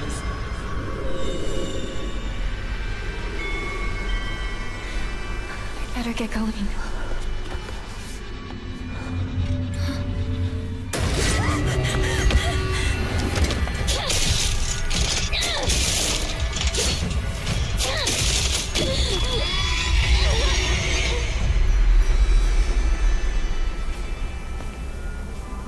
A good day is always an extraordinary day. An extraordinary day is an always good day. With that in mind, today's a bit too extraordinary. So this is where you are. I wondered where you had gone. You need to start getting ready. It's time to say your goodbyes. You're going to kill them with your own hands. What's going on? No. It's got my home too. The halls, the doors, everything's changed.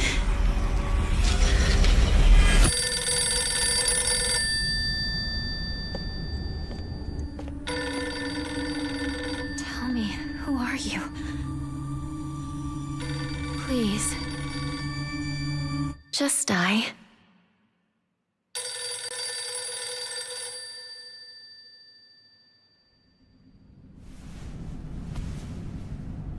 It must be hard for you to bid farewell to childhood friends. Yes. Hmm? No.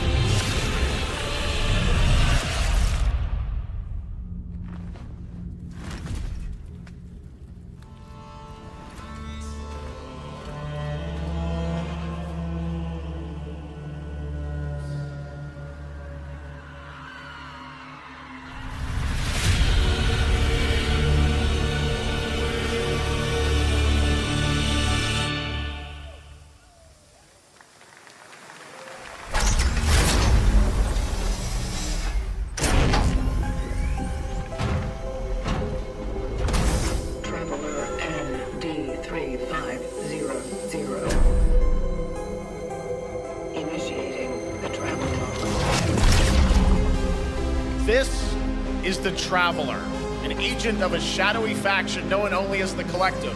And in Chronos the New Dawn, you'll step into their role. From Polish horror powerhouse Bloober Team, nominated last year at the Game Awards for their Silent Hill 2 remake, comes a bold new vision of survival horror.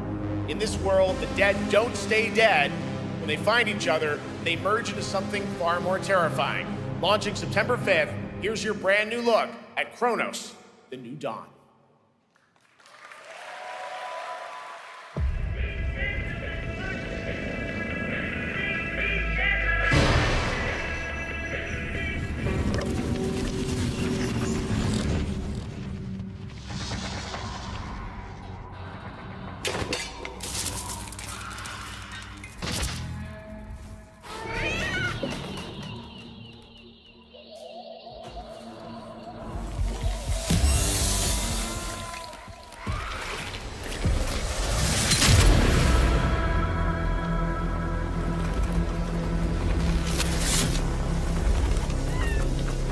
Are you glad to see me, friend?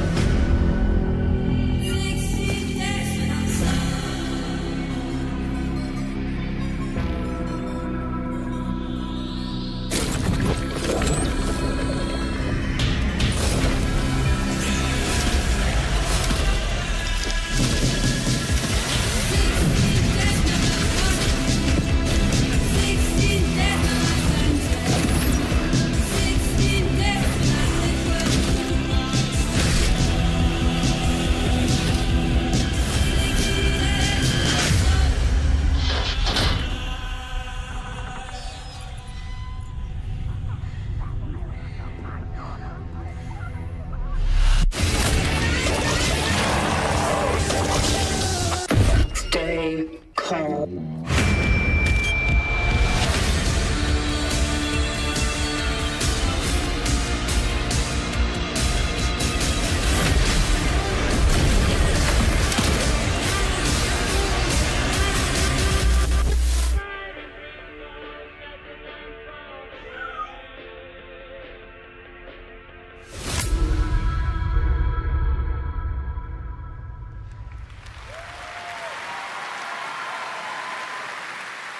All right, for our next trailer, let's turn it over to the head of sequels at Obsidian Entertainment.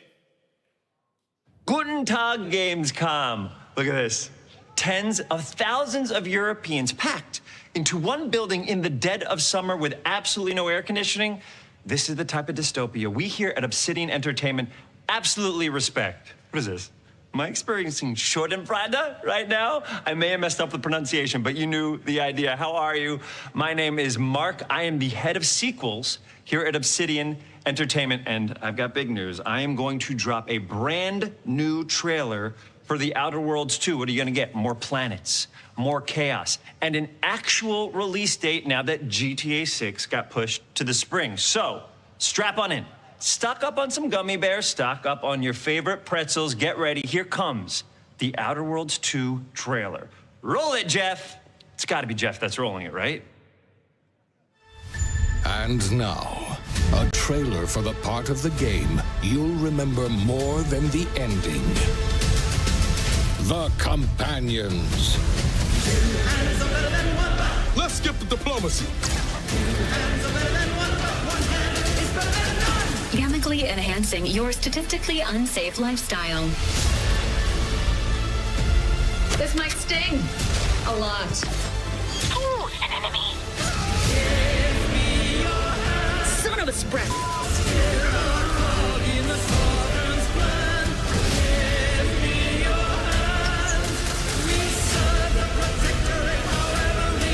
Be grateful you're not on fire.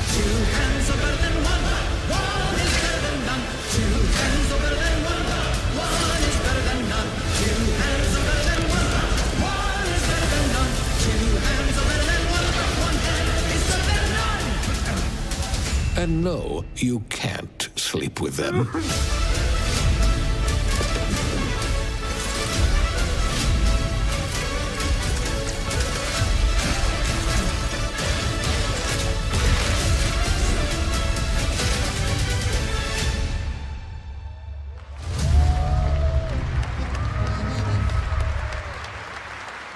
Lots more to come here at ONL, but now a first look at Inzoi Island Getaway with Inzoi's first and free DLC, which is coming tomorrow.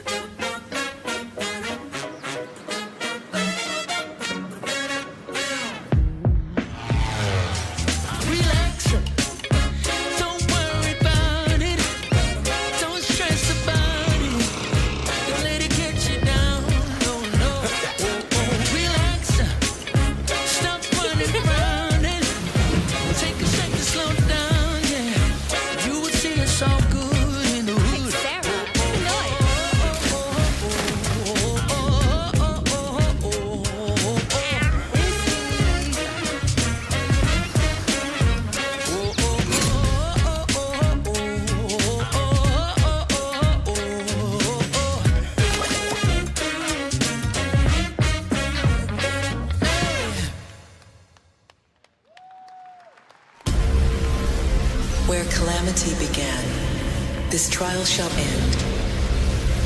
Awakeners, prepare for the final confrontation.7つの大罪？あいつらとの冒険は騒がしくて大変だったけど、なんとかなってよかったな。けどな、俺たちにまた一つ面白い運命が待ち受けてる気がするんだ。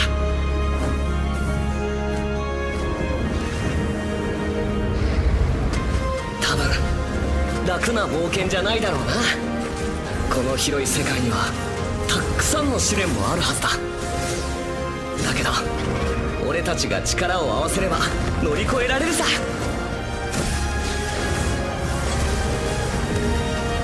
何ぼーっとしてんだよ。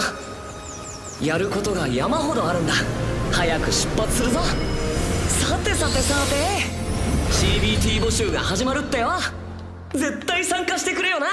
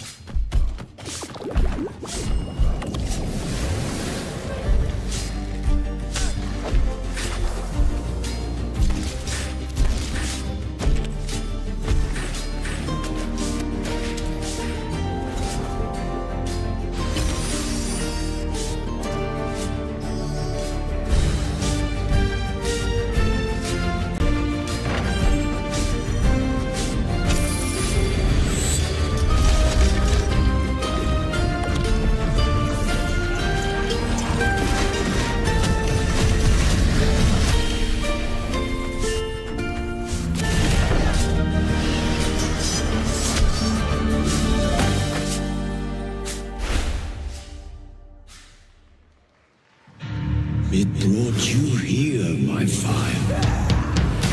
My fire. Don't listen. Your reputation is legend. Oh my, you... I think I know what you are.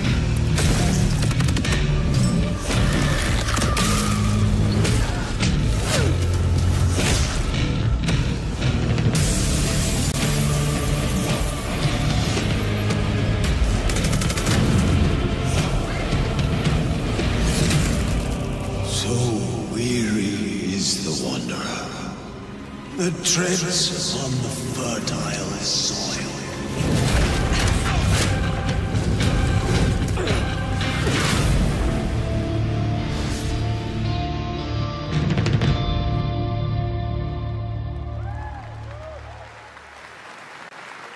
There are some big news. We finally have a firm release date for Vampire Bloodlines 2, October 21st of this year. And next, since we're here in Germany, it is only fitting to spotlight a homegrown success story, the deep survival crafting of Enshrouded from Keen Games in Frankfurt. Still in early access, Enshrouded has already let friends adventure, fight, and build together in endless ways. But tonight, the world is about to change forever. A new force is coming, one that will redefine how you explore, how you build, and how you survive. It's a monumental edition, and you're hearing about it first, right here at Opening Night Live. Listen. I dreamt of a time before the corruption and the fight for survival. I dreamt of a shimmering home and of exile To find peace, we must brave the deep. Hear the old gods whisper, and an ancient fury awakens. We shall purge the profane and command the water to yield to our will, for there is no greater power than the flame of the faithful.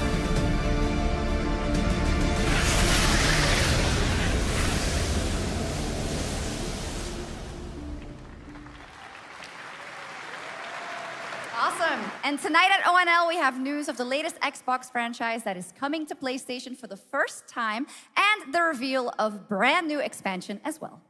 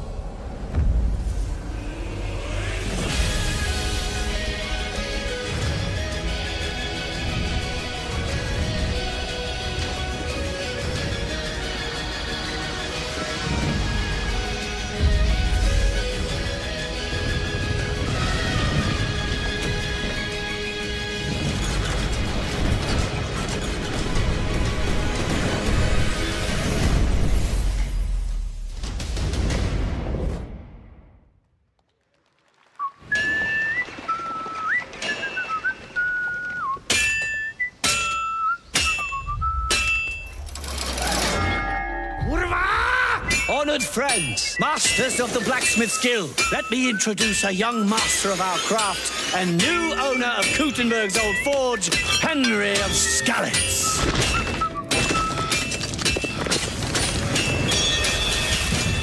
Ready? We can begin. First look at Legacy of the Forge, the second story expansion for Kingdom Come Deliverance 2. You'll put your blacksmithing skills to the test to acquire and repair a legendary burnt-down forge with brand new design features. All right. Do we have any Cult of the Lamb fans in here? All right. It's time for some big news for the darkly comedic action adventure management hybrid game. Here's the announcement of a major expansion to the game coming soon.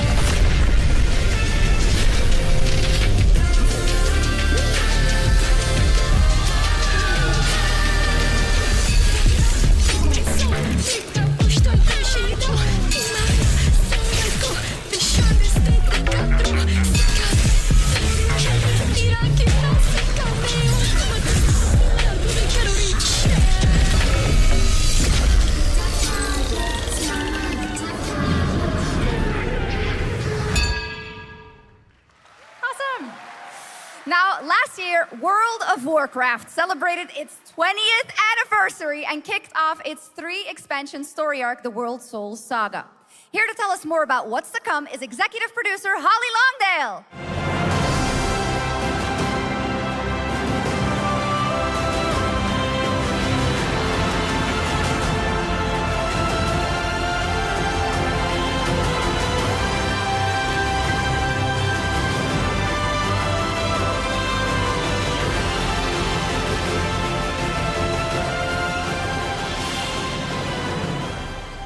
Hello, everyone.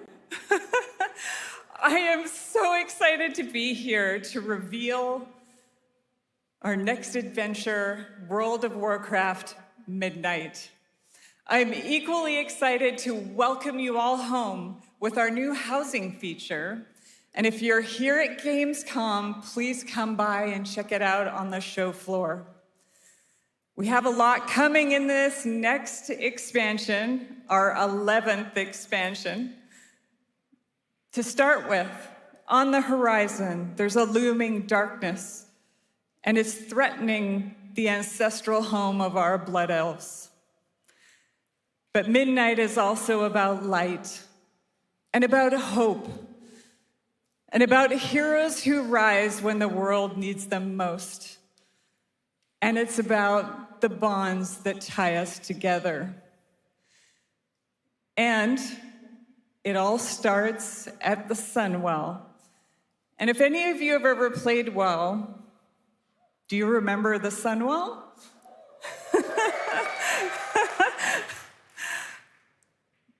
With that in mind, please enjoy the premiere of our cinematic introduction to Midnight.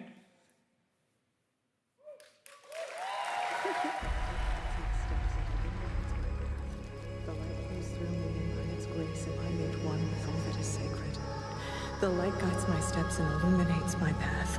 The light flows through me, and by its grace am I made one with all that is sacred.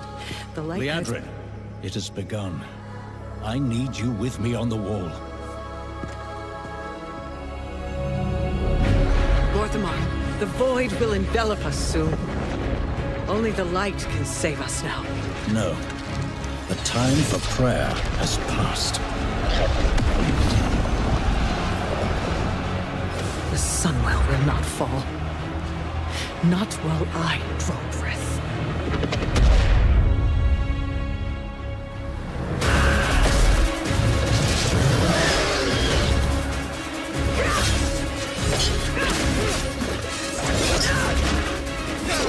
Little elves.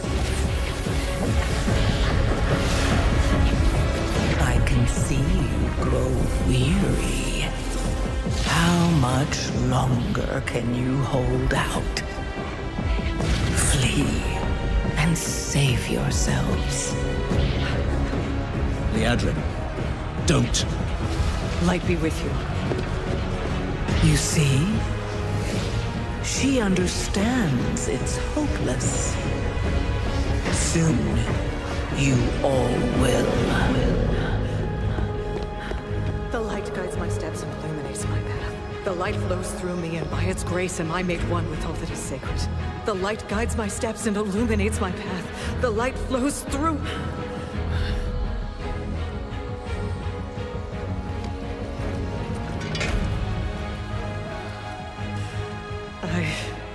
I know that I am unworthy. I don't know if I deserve your help, but I know my people do.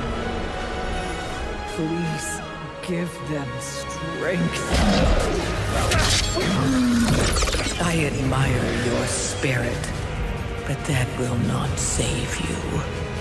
Soon, I will break your world.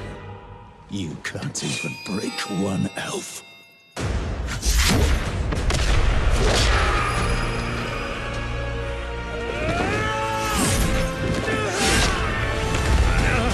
This darkness comes to devour everything. And when it is finished, there will be no more light. Without your aid, we will perish. I beg you,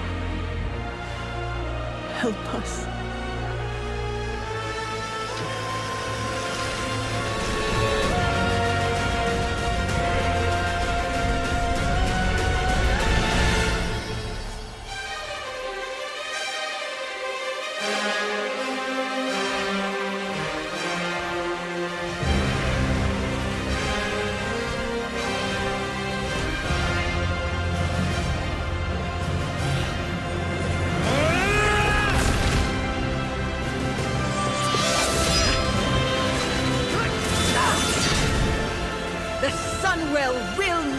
fall. Not while we draw breath.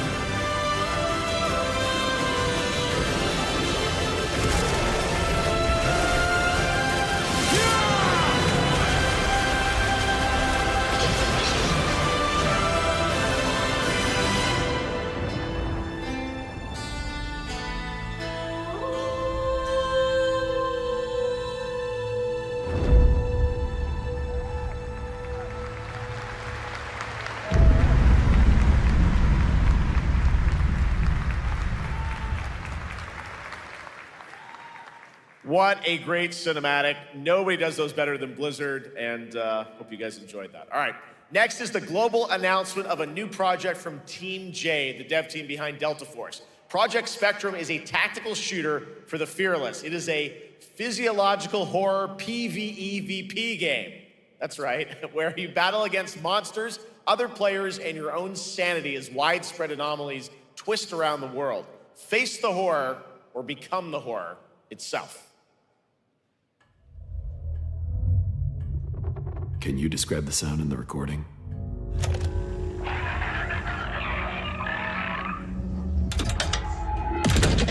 Sorry.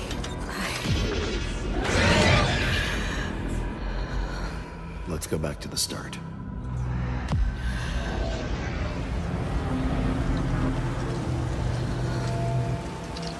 I remember the wind, strong wind. What the hell happened here? We got company!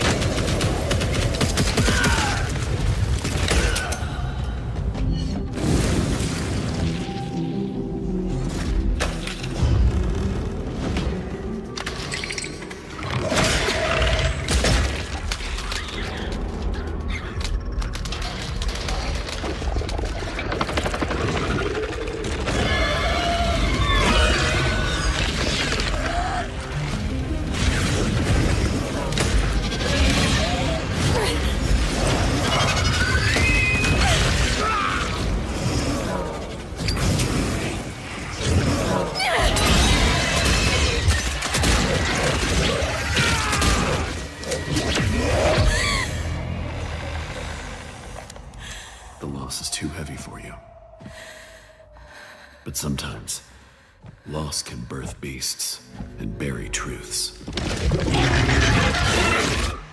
What do you think? What if you are the beast? The beast?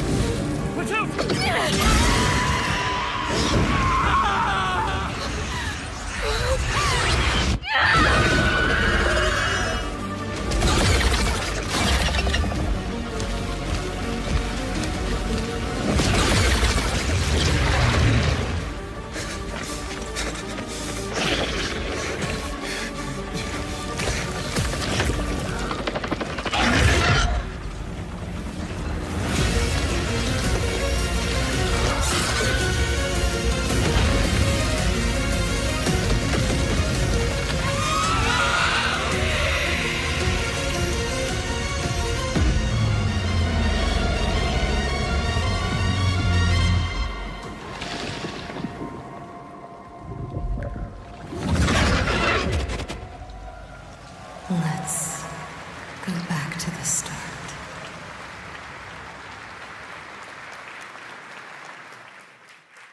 All right, this next world premiere feels familiar, yet it is something brand new from Wargaming. And trust me, you've seen them with tanks, but you haven't seen them do anything like this before. And it's coming to PC, consoles, and Steam Deck.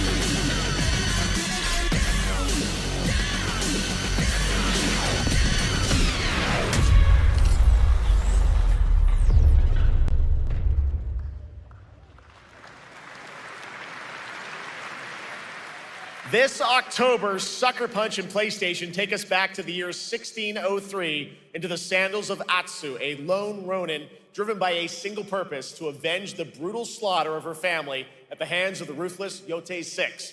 Tonight, we have a new look at the deadly, beautiful world of Ghost of Yotei.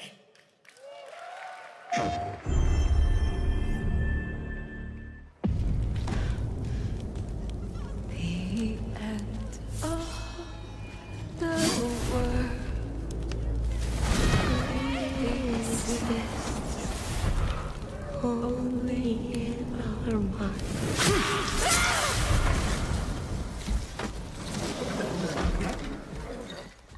Are you going to give me a line?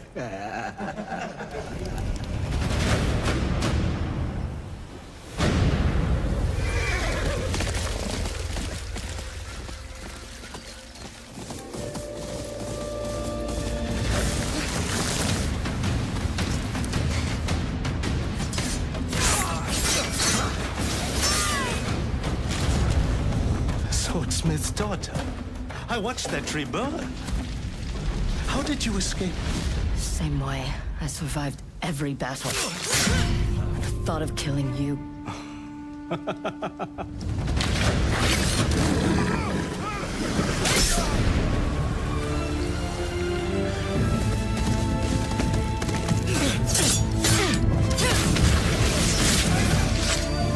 Ruthless spirits, wandering the land, driven by vengeance.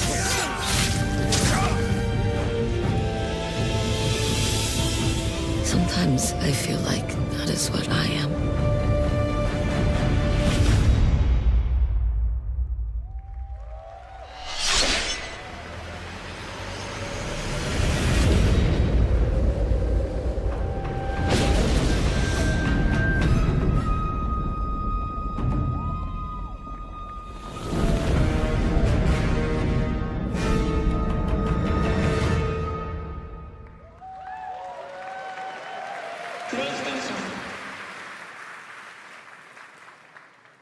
There you have it, an amazing new look at Ghost of Yotei, out October 2nd for PS5, and confirmed today on ONL. It's also getting a Legends co-op multiplayer DLC in 2026 with fantastical supernatural story and survival missions, all free if you own the base game.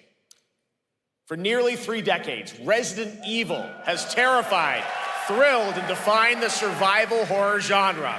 Now, a new chapter rises from the shadows. Back in June at Summer Game Fest, we gave you the first glimpse at Resident Evil Requiem, and tonight, we are diving deeper with a brand new look that explores the haunting backstory of the game's protagonist, Grace Ashcroft, and why she may be the key to surviving what's coming.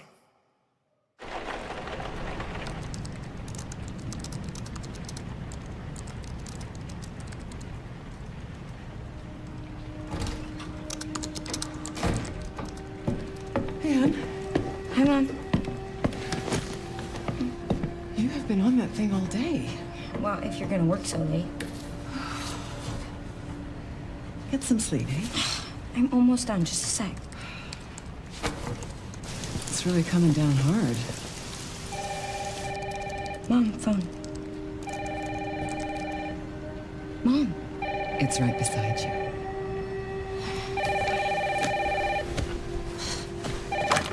Hello? Miss Ashcroft? Yes.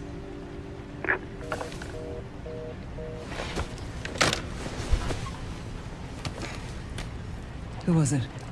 Dunno. They asked for Miss Ashcroft and then they hung up on me. Rude. What the? They're coming. Grace, we need to go. Go where? Mom, what's going on? Hurry. Wait, who's coming? What's wrong? Shh. We need to keep our voices down. This is ridiculous. Come on.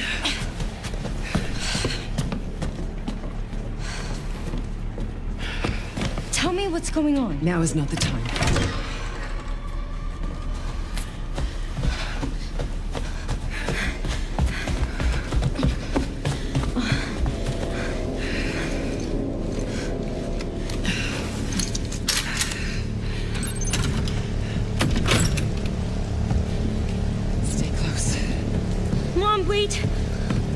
Grace, keep moving.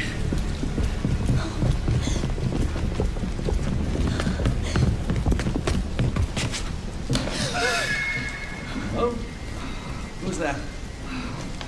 Oh, I'm so sorry about the power outage. What happened? It's really no excuse, and I apologize for the inconvenience. Oh, no, it's fine. Don't worry. I should have it fixed soon. I just need to find my...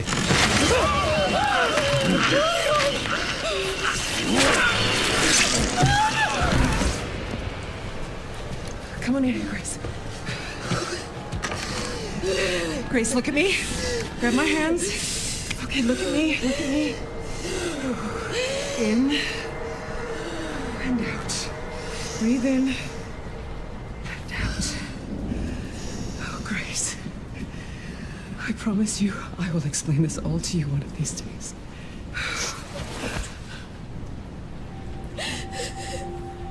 Grace.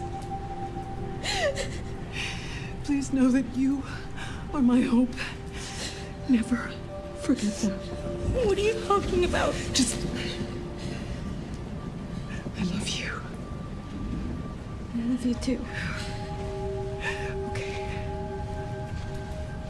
Mom, I'm scared. No. We need to find a way out of here now. But we don't have any of our stuff. We can come back for it later, Grace.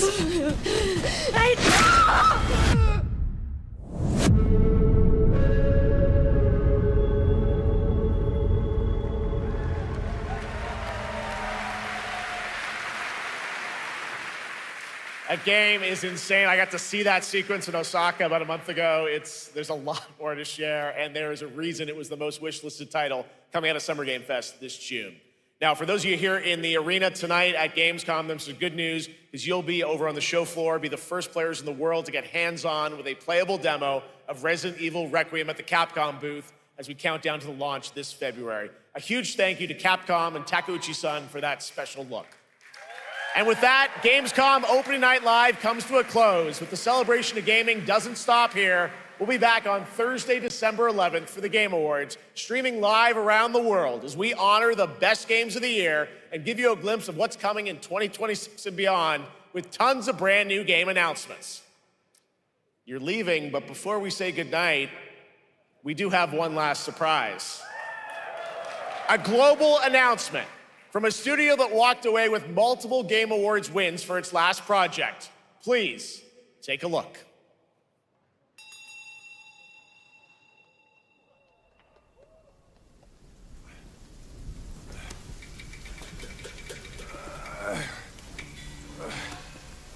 Brother, help me here. You ain't even trying. It's all me.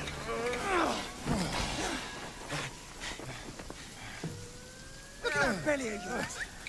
Where's the mountain? Hey, you're falling fat, losing again. Drop that coswallop. Mast will take us back, as long as we keep that mountain in our heart. Hey. No scolding, no flogging, life spared. Why risk going back? This place, we've got food on our table and...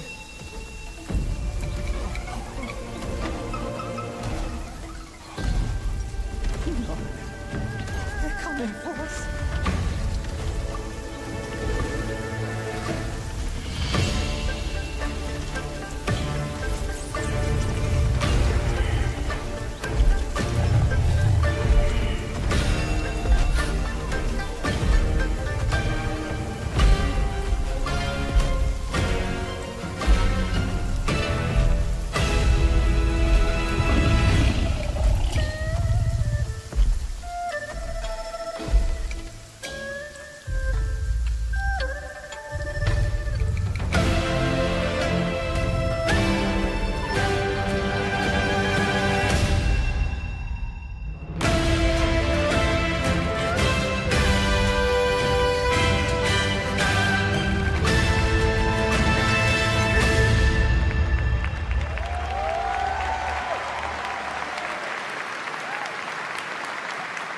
There's a special announcement. Game Science has announced and kicked off development of the second title in the Black Myth series, this time starring Zhong Kui, the ghost-catching god who wanders between hell and earth. This will once again be a single-player ARPG rooted in ancient Chinese myth and folklore. And don't worry, to those who love the Black Myth series, the westward journey won't end here either. It's been amazing opening night live tonight. Thank you so much to Shocks for joining me. Thank you so much, Jeff. I had so much fun. Also, a huge announcement at the end of that to close out opening night live this year and kick off Gamescom 2025. It's been so much fun to host this thing again with you, Jeff. What an amazing show. Oh, it was such an amazing show. Great job to you. Thanks for coming back again, Shocks. And thank you to everyone for watching online and here, the audience in Cologne. What a great night. Have a great Gamescom 2025. And we'll see you on December 11th for the Game Awards in LA. Good night, everybody.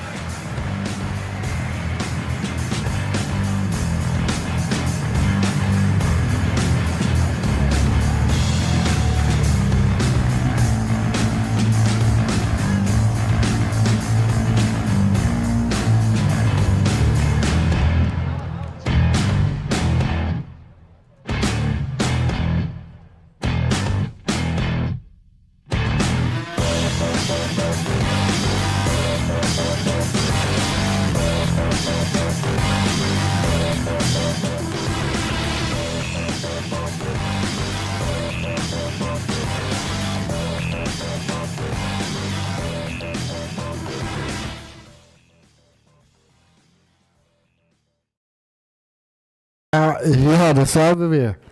Skate. Er was een lange zit.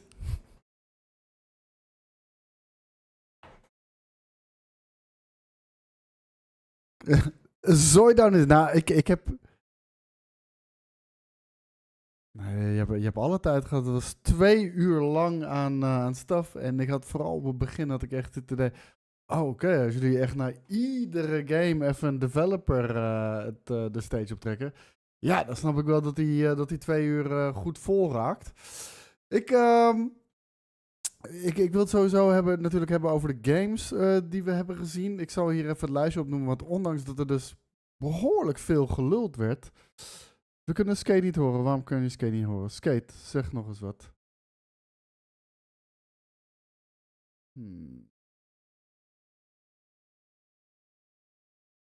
Ik sla ook uit. Denk even dat het nu... Oh, hallo? Dat het nu goed is. Ik denk dat ze je nu wel... Ik hoor mezelf nu met een echo, met een delay. Dat is vervelend. Raar. Even kijken wat dan de issue is. Misschien ligt het bij jou, misschien ligt het bij mij. Ik zou niet weten wat het probleem zou kunnen zijn. Ik weet nu wat het probleem is. Niks aan de hand. Even kijken. Is het nu beter? De audio stond natuurlijk nog aan op mijn mainscherm van de stream. Kijk, nou, Skate zei in ieder geval net, jongen, dat het een lange zit was ook inderdaad. Dat oh shit, nou hoor ik jou niet. Een aantal highlights waren. Wacht even. Kut.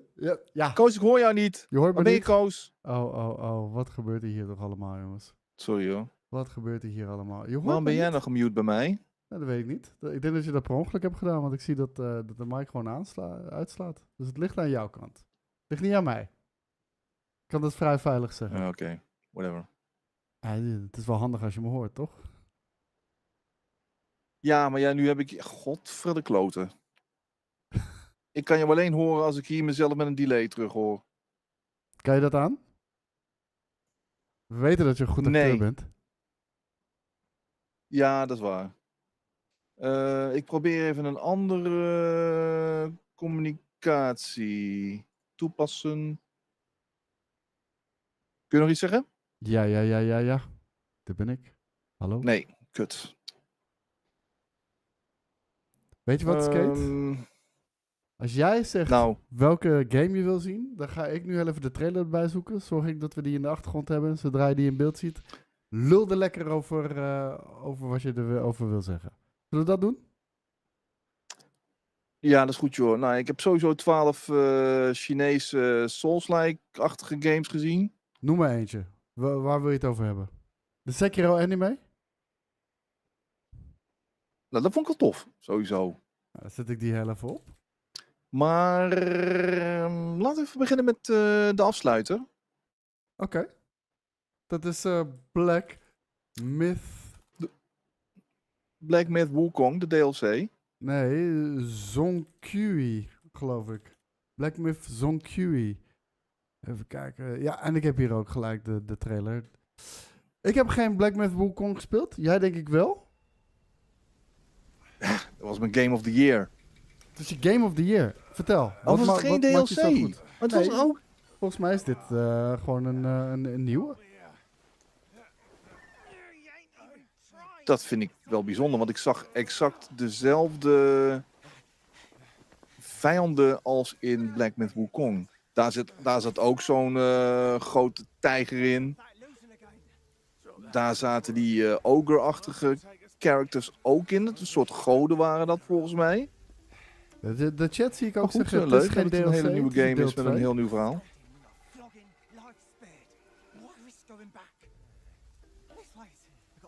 Het is even... ik weet niet wat het is hier, Brushy, maar dingen lopen niet helemaal zoals ze zouden moeten.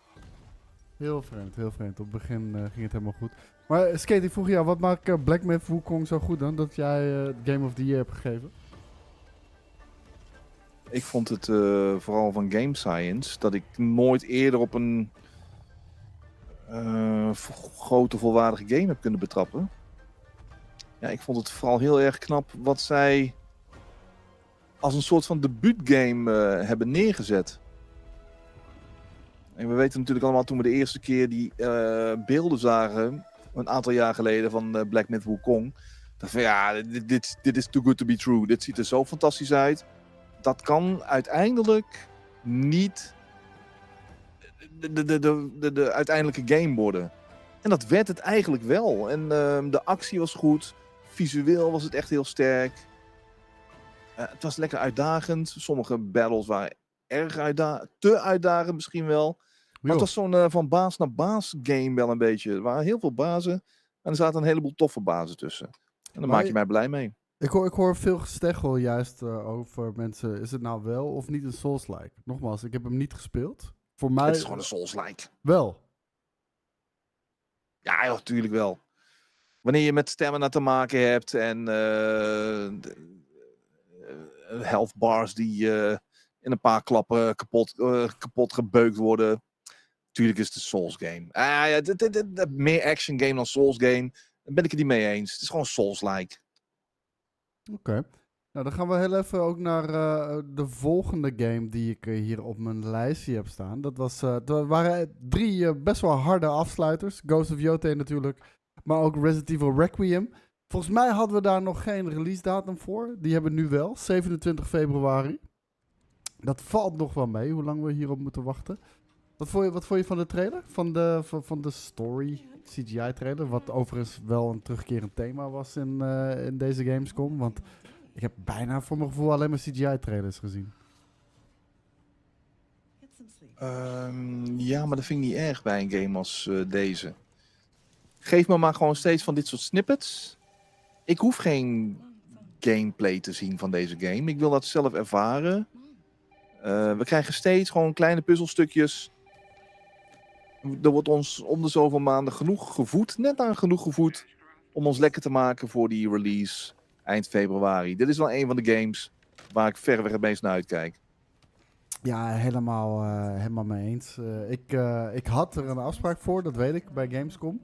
Het is nu ook officieel bevestigd door Jeff Keighley en designer dat deze dus gewoon als demo op de vloer staat. Mensen kunnen hem gaan spelen. Ik verwacht dat de rijen gigantisch zullen zijn, want dat is sowieso een ding bij Gamescom. Maar wij hebben een afspraak natuurlijk behind the scenes. Ik wil het ook nog met jou over iets anders hebben. En dat was ook een game die, althans een genre wat regelmatig terugkwam. En heel even kijken hoe die nou heette. Ik pak hem heel even erbij. Ik weet niet of de chat het inmiddels ook al had gezegd, maar het voelde voor mij alsof er vanavond een Concord 2.0 werd aangekondigd en gedropt. Terwijl ik hier nog heel even zit te wachten tot de reclame voorbij is. En dan zie je precies waar ik het over heb namelijk. Met een net zo'n cringy ass name. The Time Takers. Die NC soft shit, inderdaad, ja. Wat moet je hier nou van vinden? Dit voelt voor mij Concord 2.0 aan. Dit is Dead on Arrival. 100%. Ja, toch? Ja. Krankzinnig genoeg. Hadden ze vorig jaar of 2 jaar geleden niet een soortgelijke game? Ik heb geen idee. Ik vind het gewoon moedig dat je dit in 2025 nog durft te tonen. En dat je het een highlight maakt op stage.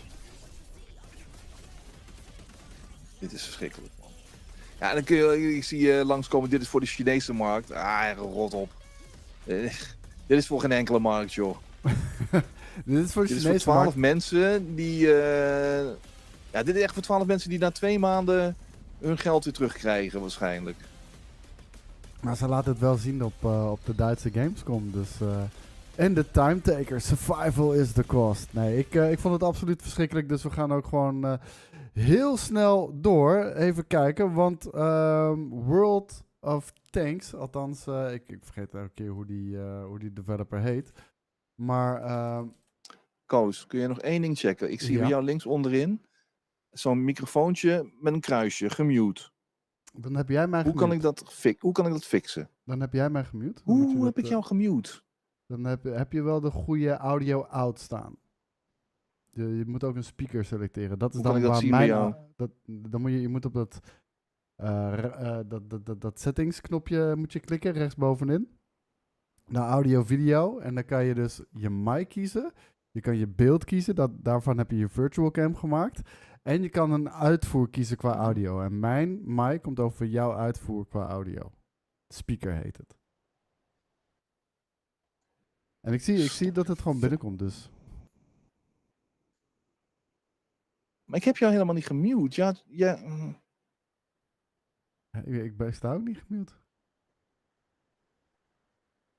Als ik dat nog gewoon kan fixen, dan... Want ik word helemaal gek voor mezelf. Ja, nee, dat begrijp ik. Met de vertraging is het moeilijk irritant.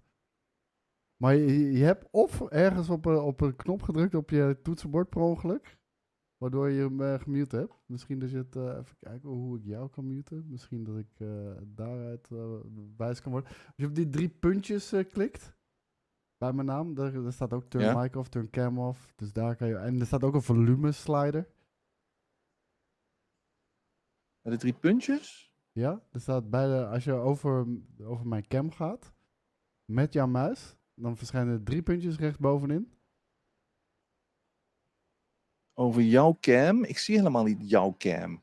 Jawel, de virtual cam. Je ziet de stream. Oh, ik zie het. Maar werkt het ook? Dat is de vraag. Auw. What the fuck is dat, man? Nu kom ik hard binnen. Waarom doet alles zo'n pijn nu aan mijn oren? Ik heb geen idee, joh. Oh, dit is niet de bedoeling. Ik hoor alleen maar... Nee, dat ben ik niet. Oké, maar ga even door. Ja, ik doe mijn best, inderdaad. Even kijken, er was natuurlijk voor onze Claire Obscure lovers... was er een mooi optreden. Ghost of Yotei kwam natuurlijk voorbij. Wat zeg je? Okay. Begrijp. Wacht even, hoorden jullie dat ook? Hoorden jullie dat ook? Ik heb Koos van de mute afgehaald, maar ik hoor alleen maar... Ik heb echt geen idee, maar... ik zie gewoon dat er bij mij... Alle audio staat hier gewoon goed. Komt gewoon goed binnen. Hoe kan dit?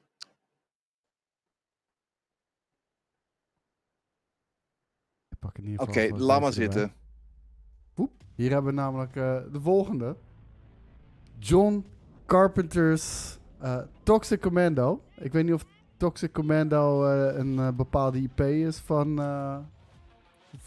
John Carpenter. We kennen hem natuurlijk van onder andere The Thing, wat episch was.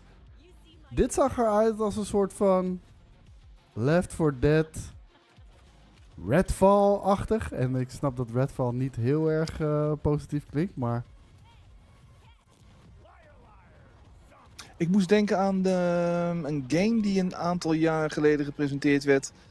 Het waren 4 van dit soort characters naast elkaar. Redfall. Een beetje futuristische / Gears of War-achtige setting. Wat zei jij, Redfall? Nee, ik doel niet op Back 4 Blood. Ik doel ook niet op Redfall.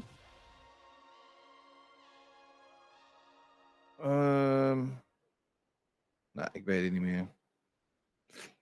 Nou, goed. Maar daar leek het heel erg op. En het deed me vrij weinig.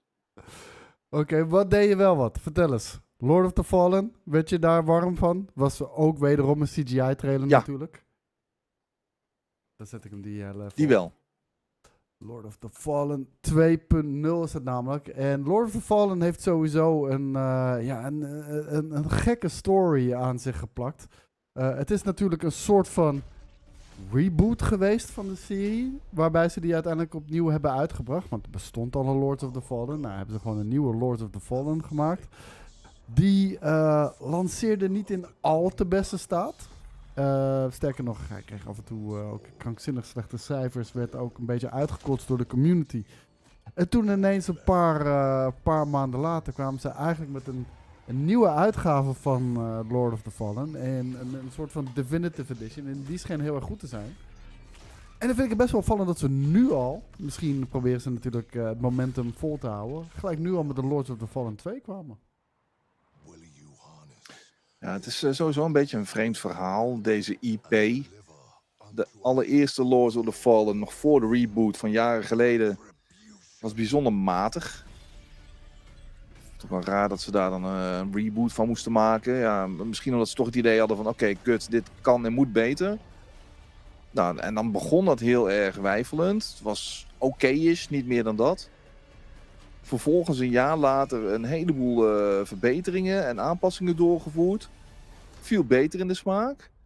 Maar ja, was ook nog niet per se tappen de bil. Ja, en dan is het inderdaad wel gek dat ze nu met dit komen. Maar ik denk dat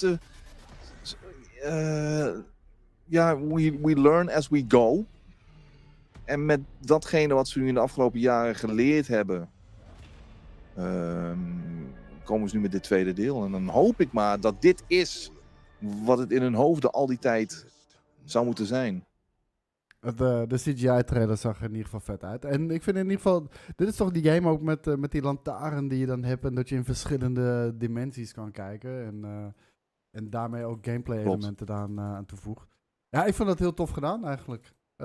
Maar ik heb inmiddels zoveel software op mijn lijstje staan, waarbij ik er gewoon absoluut nog niet naartoe ben gekomen.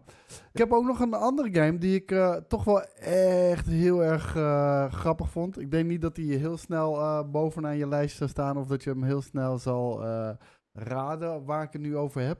Zat redelijk aan het begin en ik ben er nu redelijk vol aan het lullen voordat de trailer start.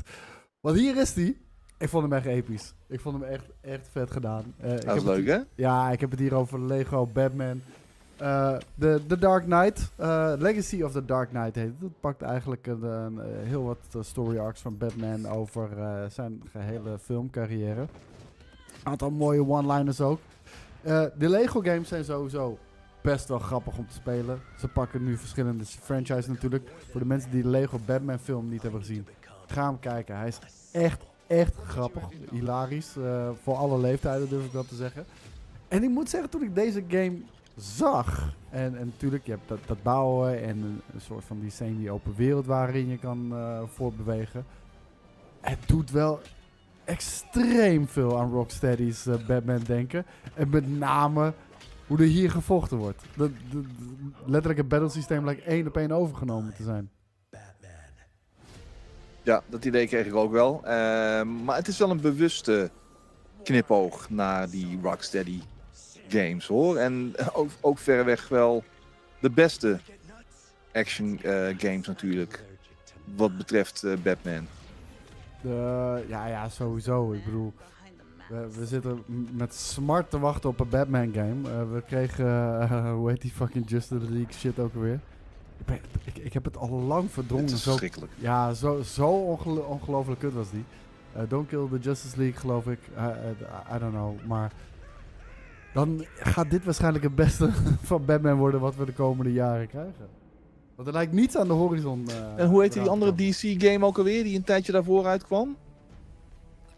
Was dat een DC-game überhaupt? Durf ik niet te zeggen. Injustice? Maar dat is al wel een flinke tijd geleden hoor. Nee, ik weet Dat was niet. ook, of was het die Justice League? Met dat je van tussen characters kon switchen en zo. Gotham Knights, dat was hem. Nee, Midnight Suns is Marvel, Gotham Knights is DC. Ja, was ook niet heel best, toch? Was die wel voor Rocksteady? Gotham Knights was niet van Rocksteady volgens mij, hoor. Gebruikte volgens mij wel diezelfde engine. Maar En Suicide Squad zat ik inderdaad ook mee. Dan kon je volgens mij ook steeds van character switchen. Dat was ook niet best. Iedereen probeerde die live server shit gewoon achterna te gaan. Terwijl niemand daar ten eerste op zat te wachten. En dat die uitvoering dan ook nog bijzonder gaar en dramatisch was gedaan. Ja, dat valt tegen. Ik moet zeggen, je had die Koreaanse game, Cinder City. Ik zoek nu heel even de trailer erbij, Cinder City. Daar zagen we volgens mij tijdens Summer Game Fest voor het eerst een... het was niet een CGI-trailer, want het leek wel in-engine te zijn. Maar nu kregen we daar echt volledige gameplay van te zien. En je zei het onder andere al met bijvoorbeeld Black Myth Wukong natuurlijk. Maar laten we Wu-Chang Fallen Feathers niet vergeten. En er zijn heel veel andere nieuwe Chinese, Koreaanse studio's die opstaan. In dit geval een Koreaanse studio. Die toch best wel AAA-producties, in ieder geval qua schaal, lijken te droppen. Daar leek dit er ook eentje van te zijn. Maar ik moet zeggen, nu ik de gameplay zie, doet me echt gelijk helemaal niks meer. Nee, dan wordt het weer zo gewoontjes. Hoe heette die shooter ook weer van Koreaanse makelij die recentelijk is uitgekomen? Iets met een X?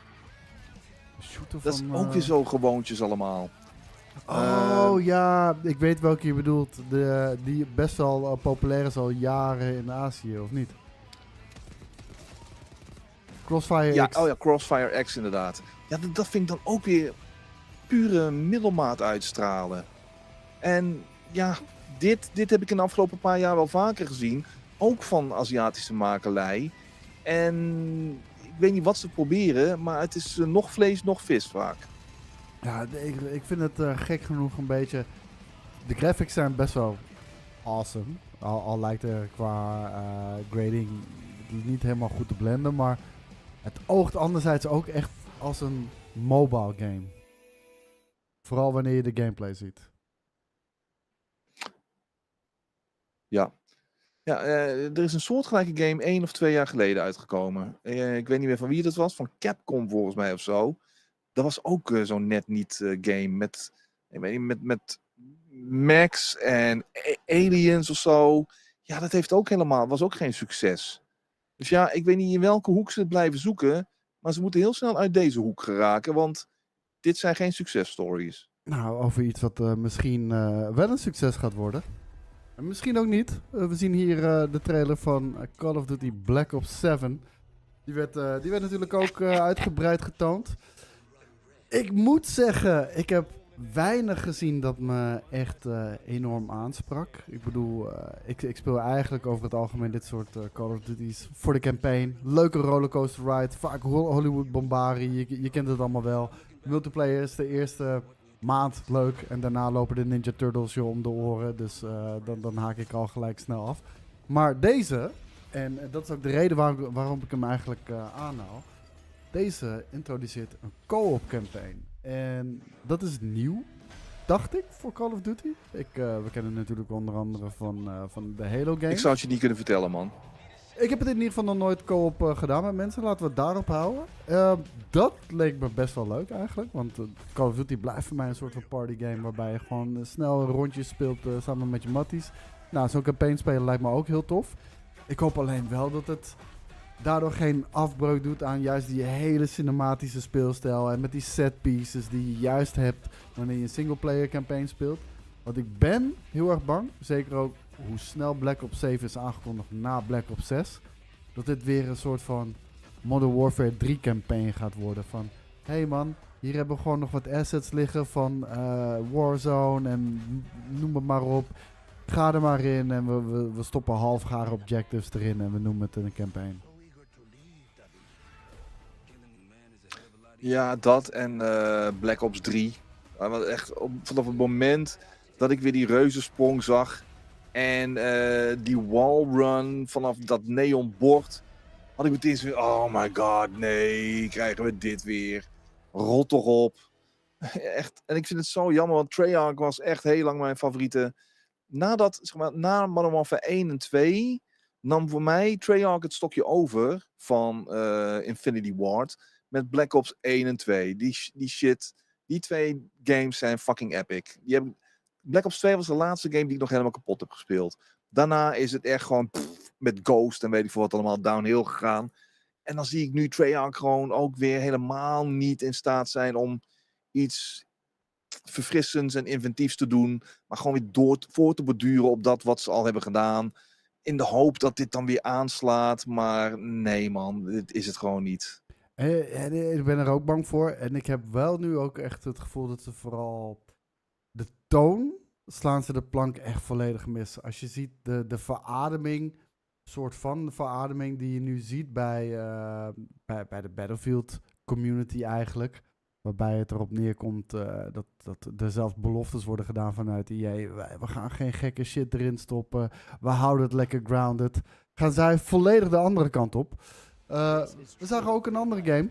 Delta Force. Eentje die qua timing het wel heel slecht heeft. Gezien de Battlefield 6 release. Want dit had toch eigenlijk een soort van free-to-play Battlefield killer moeten worden. En eerlijk, het deed ook een aantal dingen best wel goed. En het feit dat het free-to-play was natuurlijk episch. Nu, iedereen zit te wachten tot het oktober is. Maar zij droppen gewoon even vandaag de free-to-play versie van de console variant online. Ga je het spelen? Ga je checken? Ja. Wat denk je zelf, Koos? Ik denk van niet, maar ik wil niet zeggen dat... Ik vind het er beter uitzien dan de Call of Duty die we net hebben gezien. Ja, dat wel, maar kom op man. Dan wacht ik liever op Battlefield 6 hoor. Battlefield 6? Ik heb nog genoeg games om te spelen de komende tijd. Ik heb een aardig backlogje om weg te werken. Dan heb ik niet echt zin om mijn tijd in dit te steken. Ja, het is een soort van, misschien zeg ik het heel denigerend op dit moment. Het is een soort van Temu Battlefield 6. Dan kan je net zo goed wachten op Battlefield 6. Al zal je daar wel voor moeten gaan lappen. Ja, wisten ze al dat dat zo zou zijn? Nou, zij zagen natuurlijk een kans nadat Battlefield al jaren aan het verzaken is. En dan het jaar dat eigenlijk Delta Force moet gaan doorbreken en uit de early access komt, weet ineens Battlefield toch de spijker op zijn kop te slaan. Weird, maar het is wat het is. Daar heeft het wel alle schijn van, ja. Ik pak ook nog heel even Ninja Gaiden 4 erbij. Daar zagen we natuurlijk ook meer van. Ik weet even niet meer zeker of deze ook speelbaar was op de beursvloer. Maar we zullen hier in ieder geval niet al te lang op hoeven te wachten. Want, hey, Xbox, eerlijk is eerlijk. Ze zijn de laatste tijd wel echt hard aan het gaan met vette games. En dat bekruipt me toch een soort van pijnlijk gevoel van... Oh jongens, als jullie deze console-generatie op deze manier waren begonnen, zoals jullie eigenlijk dit jaar aan de gang zijn, wetende wat er nog allemaal aan zit te komen, dan waren denk ik de kaarten heel anders geschud en verdeeld. Ik heb vorig jaar en dit jaar nog nooit zoveel PC Game Pass games binnengehengeld. Day one. Ik heb toch nooit zoveel PC Game Pass games binnengehengeld als in de afgelopen 1,5 jaar ongeveer. Ja. En dit wordt er ook zo eentje weer volgens mij, hè? Day one Game Pass? Daar ga ik wel vanuit. Het is een first party studio geloof ik zelfs. In ieder geval, die andere verschenen ook gewoon Day one op Game Pass. Dus ja, deze zal ook gewoon dag 1 verschijnen. Ik moet wel zeggen, Ryu Hayabusa, tuurlijk fucking lijp. De andere karakter, ga je ook veel mee spelen?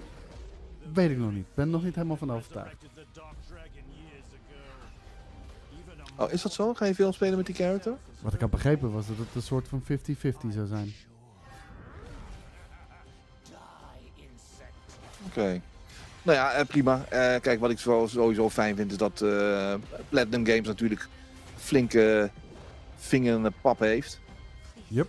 En dan moet ik terugdenken aan, hoe heet nou ook alweer die andere Metal Gear Solid Revengeance volgens mij. Rising Ja, dat Revengeance, was ook Metal zo'n Gear Rising.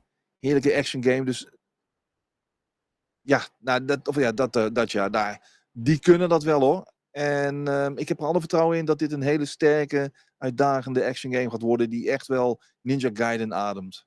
Sowieso voor de mensen die hebben zitten slapen op Metal Gear Rising. Het is echt een hele harde game. En zelfs als je niet houdt van de Metal Gear Solid franchise, het is qua gameplay, heeft het ook niets met de Metal Gear Solid franchise te maken. Het is gewoon echt een hele brute action game. Indiana Jones zagen we bijvoorbeeld ook een DLC-trailertje van. Die komt er nu ook uit. The Order of the Giants.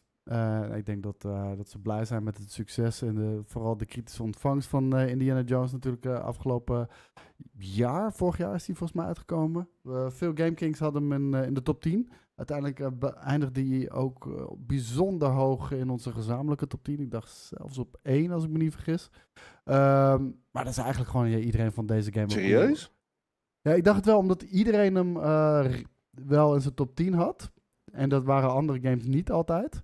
En dat hij daarom redelijk hoog was. Sowieso top 3 gezamenlijk, dacht ik. Maar ik dacht zelfs 1. Ik kan hier ook niet op wachten, man. De main game was fucking awesome. Troy Baker als Harrison Ford. Kippenvel hoe die prestatie heeft neergezet. En ik eigenlijk, tot op de dag van vandaag, zoek ik iedere keer weer een excuus om even terug te kunnen gaan in de game. If I see the helmet, I'll leave it exactly as I found it. Sound good? Nou, dit ziet eruit als een op zichzelf staande missie, gewoon, hè, deze DLC. Dit is weer een nieuwe schat en dan mag je weer ergens naartoe. Ja joh. Wat zal het zijn, een uurtje of 6? Ik hoop het. Het hoeft voor mij ook niet zo heel erg lang te zijn. Ik dacht dat die main game ook niet zo heel lang was. Als ik me niet vergis had ik die in 15 uurtjes uitgespeeld. Ik heb hem niet 100% hoor, want er zaten af en toe wel wat tedious sidequests in. Maar gewoon Dat is lang zat ook joh, 15 uurtjes. Ja joh, en dat heb ik sowieso steeds meer met die gigantische backlog die groter en groter wordt. Nou, als dit me 6 uurtjes speelplezier geeft, dan ben ik helemaal down ervoor. Heb jij nog een game die je wil zien? Ja, nee, is zeker ook wel iets voor mij om in te duiken. Ja. Sorry, wat zei je? Ik zei, heb jij nog een game die je wil zien of bespreken? Want we hebben er echt heel veel. Ik kan ze niet allemaal voorbij laten komen. Nee, ja, wat ik even het lijstje ik heb een aantal 13 en een dozijn Souls-like games gezien. Doe maar. Even kijken, ik heb hier Call of Duty Black Ops 7. Die hadden natuurlijk Lords of the Fallen 2, Sekiro Anime, Lego Batman Legacy of the Dark Knight, Warhammer Dawn of War, Monster Hunter Wilds Cross Final Fantasy. Niet heel bijzonder natuurlijk. Onimusha, Way of the Sword. Ook heel vet natuurlijk. Enfield, Daemon X Machina. Hebben we al genoeg van gezien. Voidbreaker, Deadpool VR, World of Tanks 2.0, Death by Scrolling, Zero Parade van de ontwikkelaar van Disco Elysium. Die artstijl zag er trouwens ook echt insane mooi uit. Democracy is Under Attack. Althans, ik weet niet hoe die game heet, maar er was een Duitser op een podium die het heel moeilijk had met de huidige stand van de democratie. Neverness to Everness, Unbeatable. Een Chinese Final Fantasy had ik hier opgeschreven. Het heette Honor of Kings World. Delta Force, Ninja Gaiden 4, Cinder City, Concord 2.0 met Time Takers, Silent Hill F, Sa Divina Commedia. Dat is die gekke Souls-like-achtige game. Chronos The New Dawn, 5 september. The Outer Worlds 2, Inzoi Island Getaway, echt iets voor jou. The Seven Deadly Sins Origin, nu een beta-test. Moonlighter 2, Vampire the Masquerade, Bloodlines 2, Enshrouded Wake of the Water, Age of Empires 4, KCD 2 DLC, Cult of the Lamb, World of Warcraft Midnight, Project Spectrum, een soort van hun showdown game. Die wilde ik trouwens nog wel heel even laten zien. Ja, Project Spectrum. Die vond ik er best wel vet uitzien. Terwijl ik nog doe maar. En de vertraging is vanwege het feit dat ik nu de stream... Ik ben aan het reageren op de stream, omdat de audio van Koos in dit programma niet goed werkt bij mij. Ja, dat is dus heel kut. En ik hoor mezelf terug. Heat, dat was dus die soort van hero shooter voor World of Tanks. Met allerlei andere shit erbij. Ghost of Yotei en Resident Evil Requiem. hebben hier dus... even kijken, hoe heette deze nou? Dit was die... Project Spectrum heette dit. Ik vond het echt tof uitzien. Het was de PvP, PvE-achtige shooter, zoals ze het noemden. Het leek heel erg van hun Showdown te lenen. Het maakt me ook helemaal niet uit. Hun Showdown was ook echt een hele vette game.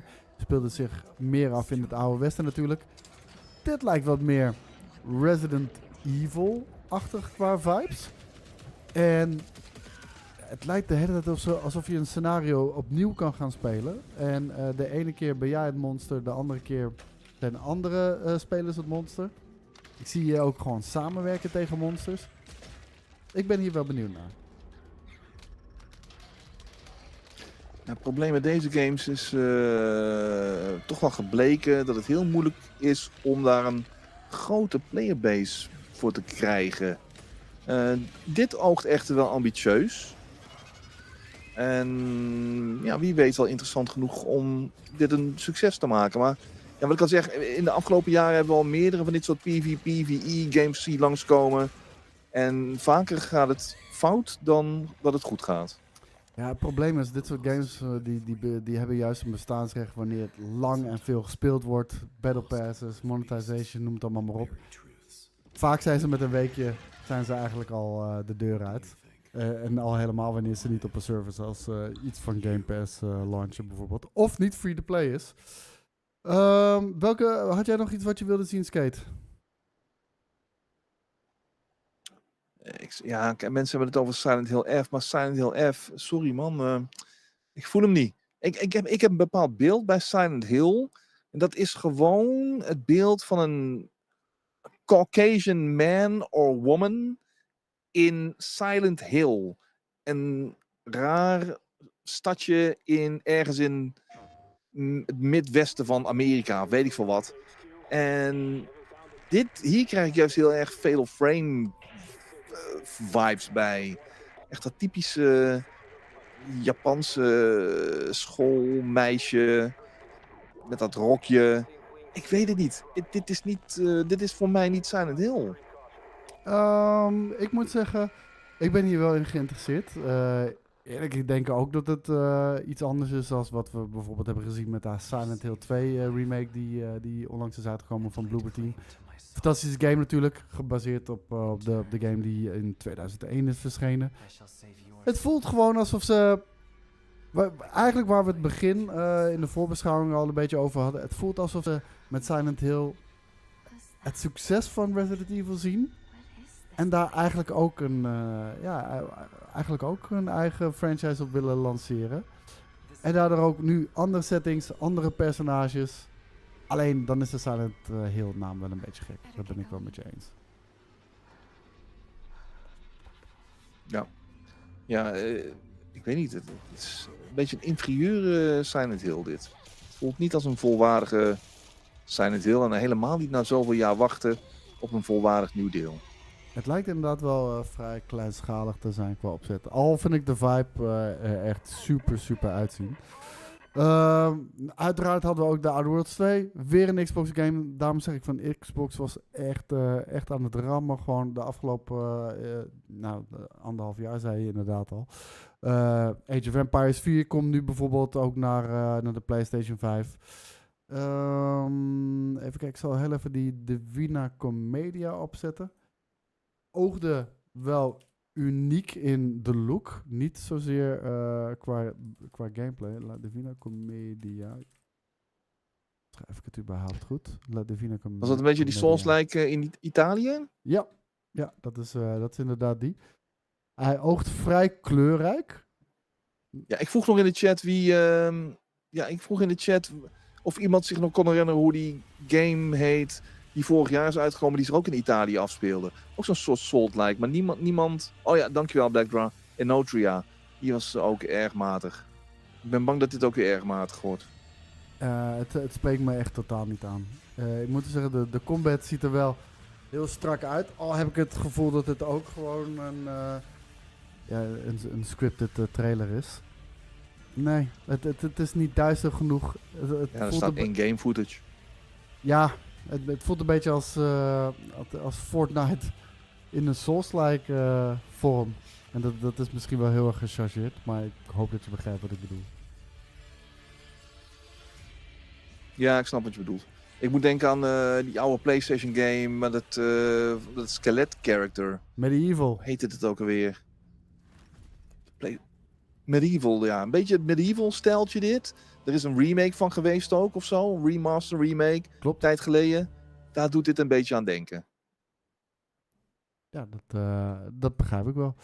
Hey, ik heb eigenlijk alle Dus niemand gaat games dit spelen. besproken die ik op zich wel interessant vind. Ja, Onimusha hoort daar eigenlijk natuurlijk ook nog wel bij. Ik moet zeggen, Gamescom, weinig verrassingen dit jaar. Veel was er eigenlijk al wel bekend. En nu kregen we natuurlijk op het einde nog wel een klapper met Black Myth Zonqui. Als ik het überhaupt goed uitspreek. Al heb ik niet het idee dat die echt geland is bij mensen. Zoals jij zelf al zei, is dit geen DLC? Nee, het is een nieuw deel.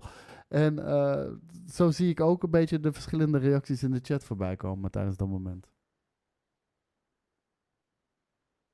Ja, hoe noemde Jeff het nou? Het was gewoon een aankondiging, geloof ik, hè?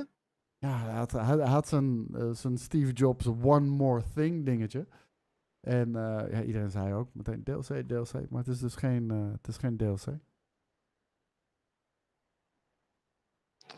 Ja, en het probleem is wel een beetje nu dat Game Science...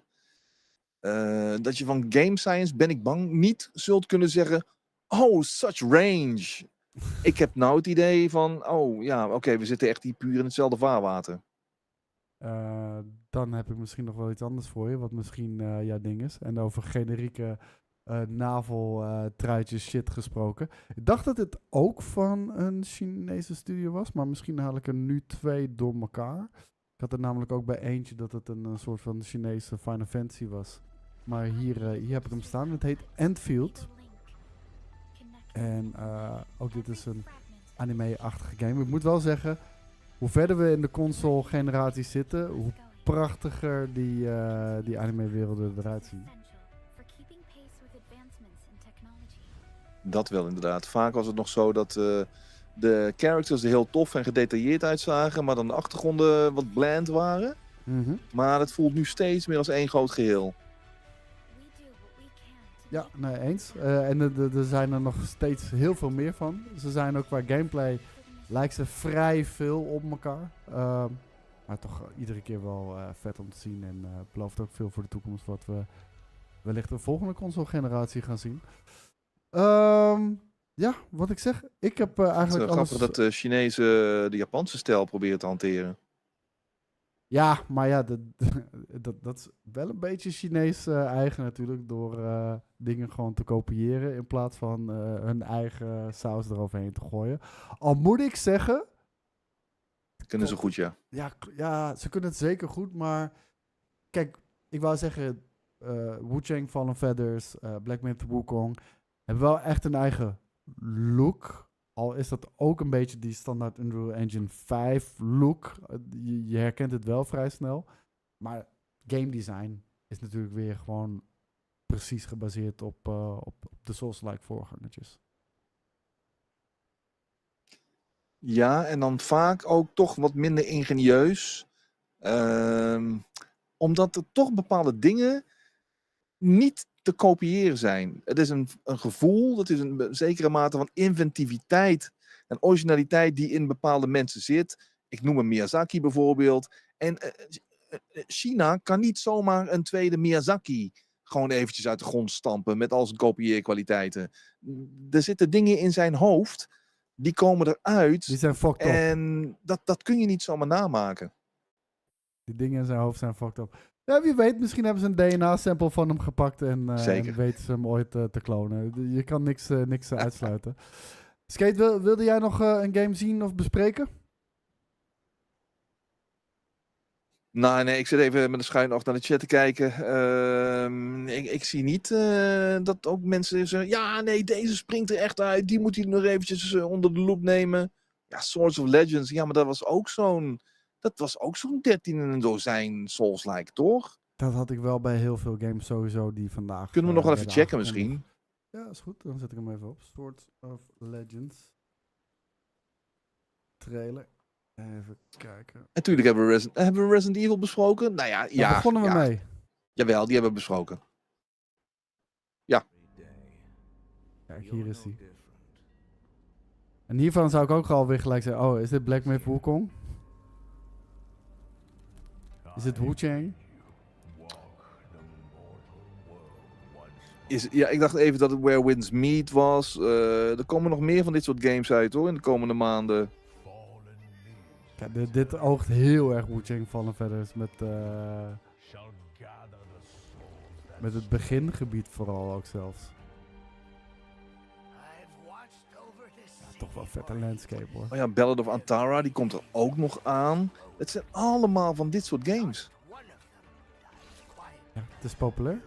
Ik bedoel, in 2018 werden we doodgegooid met Battle Royales. Iedereen ging een Battle Royale maken. Nu gaat iedereen een Souls-like maken.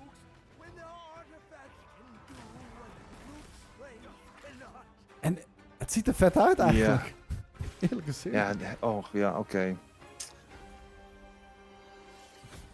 En ik ga het ook wel weer spelen, want zo ben ik dan ook wel weer. Maar, I don't know man. Op een gegeven moment moet je ook keuzes maken, hè? Ja, nee, maar ik had er bijvoorbeeld bij Wu-Chang Fallen Feathers. Ik had er eigenlijk geen verwachtingen bij. Ook het voelde gewoon als een Souls-like rip-off met die standaard Unreal Engine 5 look. En toch, de formule van een Souls-like game staat als een huis. En als je dat overneemt en goed weet in te delen en wellicht nog een beetje je eigen smaak aan weet te geven. Wat Wu-Chang Fallen Feathers voor mij wel heeft gedaan. En eigenlijk hoe langer ik het speelde, hoe meer ik het eigenlijk kon waarderen. Al mist het wel iets van de artstijl en epicness van wat ik heb gezien bij FromSoft bijvoorbeeld. Zeker. Want dat is wat ik bedoel. FromSoft, dat onderscheidt zich gewoon met elke game. Gewoon met bepaalde touches die al die andere studios gewoon niet hebben. Nee, helemaal mee eens. Ik zie ook wel een goede vraag. Hoeveel koosjes gaf jij de Gamescom? Maar hoeveel headjes, knipoogjes, wat zou jij geven? Heb je ervan genoten? En laat ik het ook gelijk vragen aan de chat. Genoten is een groot woord. 5,5 hert. Een 5,5 hert uit 5 herten. Dat is echt, dat slijp. Nee, uit 10. Oh, uit 10. En als ik nog heel even aan de chat mag vragen. Als jullie deze Gamescom presentatie een cijfer moeten geven. Welk cijfer zou je dan geven? Ik ben reuze benieuwd. Dan geef ik nog heel even doe ik eerst nog heel even een oproep aan mensen die zitten te kijken via YouTube. Doe even die duimpjes omhoog. En vergeet ook niet te abonneren als je dat nog niet hebt gedaan. En wil ik ook uiteraard bedanken LG Ultragear voor mede mogelijk maken van deze stream. En de roadtrip naar Keulen die morgen van start gaat. En om dat te vieren heeft LG Ultragear een toffe actie exclusief voor de Gamekings community opgezet. Deze 27-inch 4K Nano IPS Black Display met een korting van ruim €70 verkrijgbaar voor onze community. Dit model is het eerste 27-inch gaming monitor ter wereld met een 4K resolutie en 240 Hz refresh rate. Het biedt daarmee in onze ogen een hele vrede en brute ervaring voor gamers. Vul de code Gamekings in bij checkout. Dan checken we heel even hier de cijfers. Een 4, een 6,5, een 3, een 8,5, 3,5, 6,5. Oeh, dat is wel heel laag. Even kijken. En Twitch 6, 5, 7, 6,5, 7, 4, 3, 2.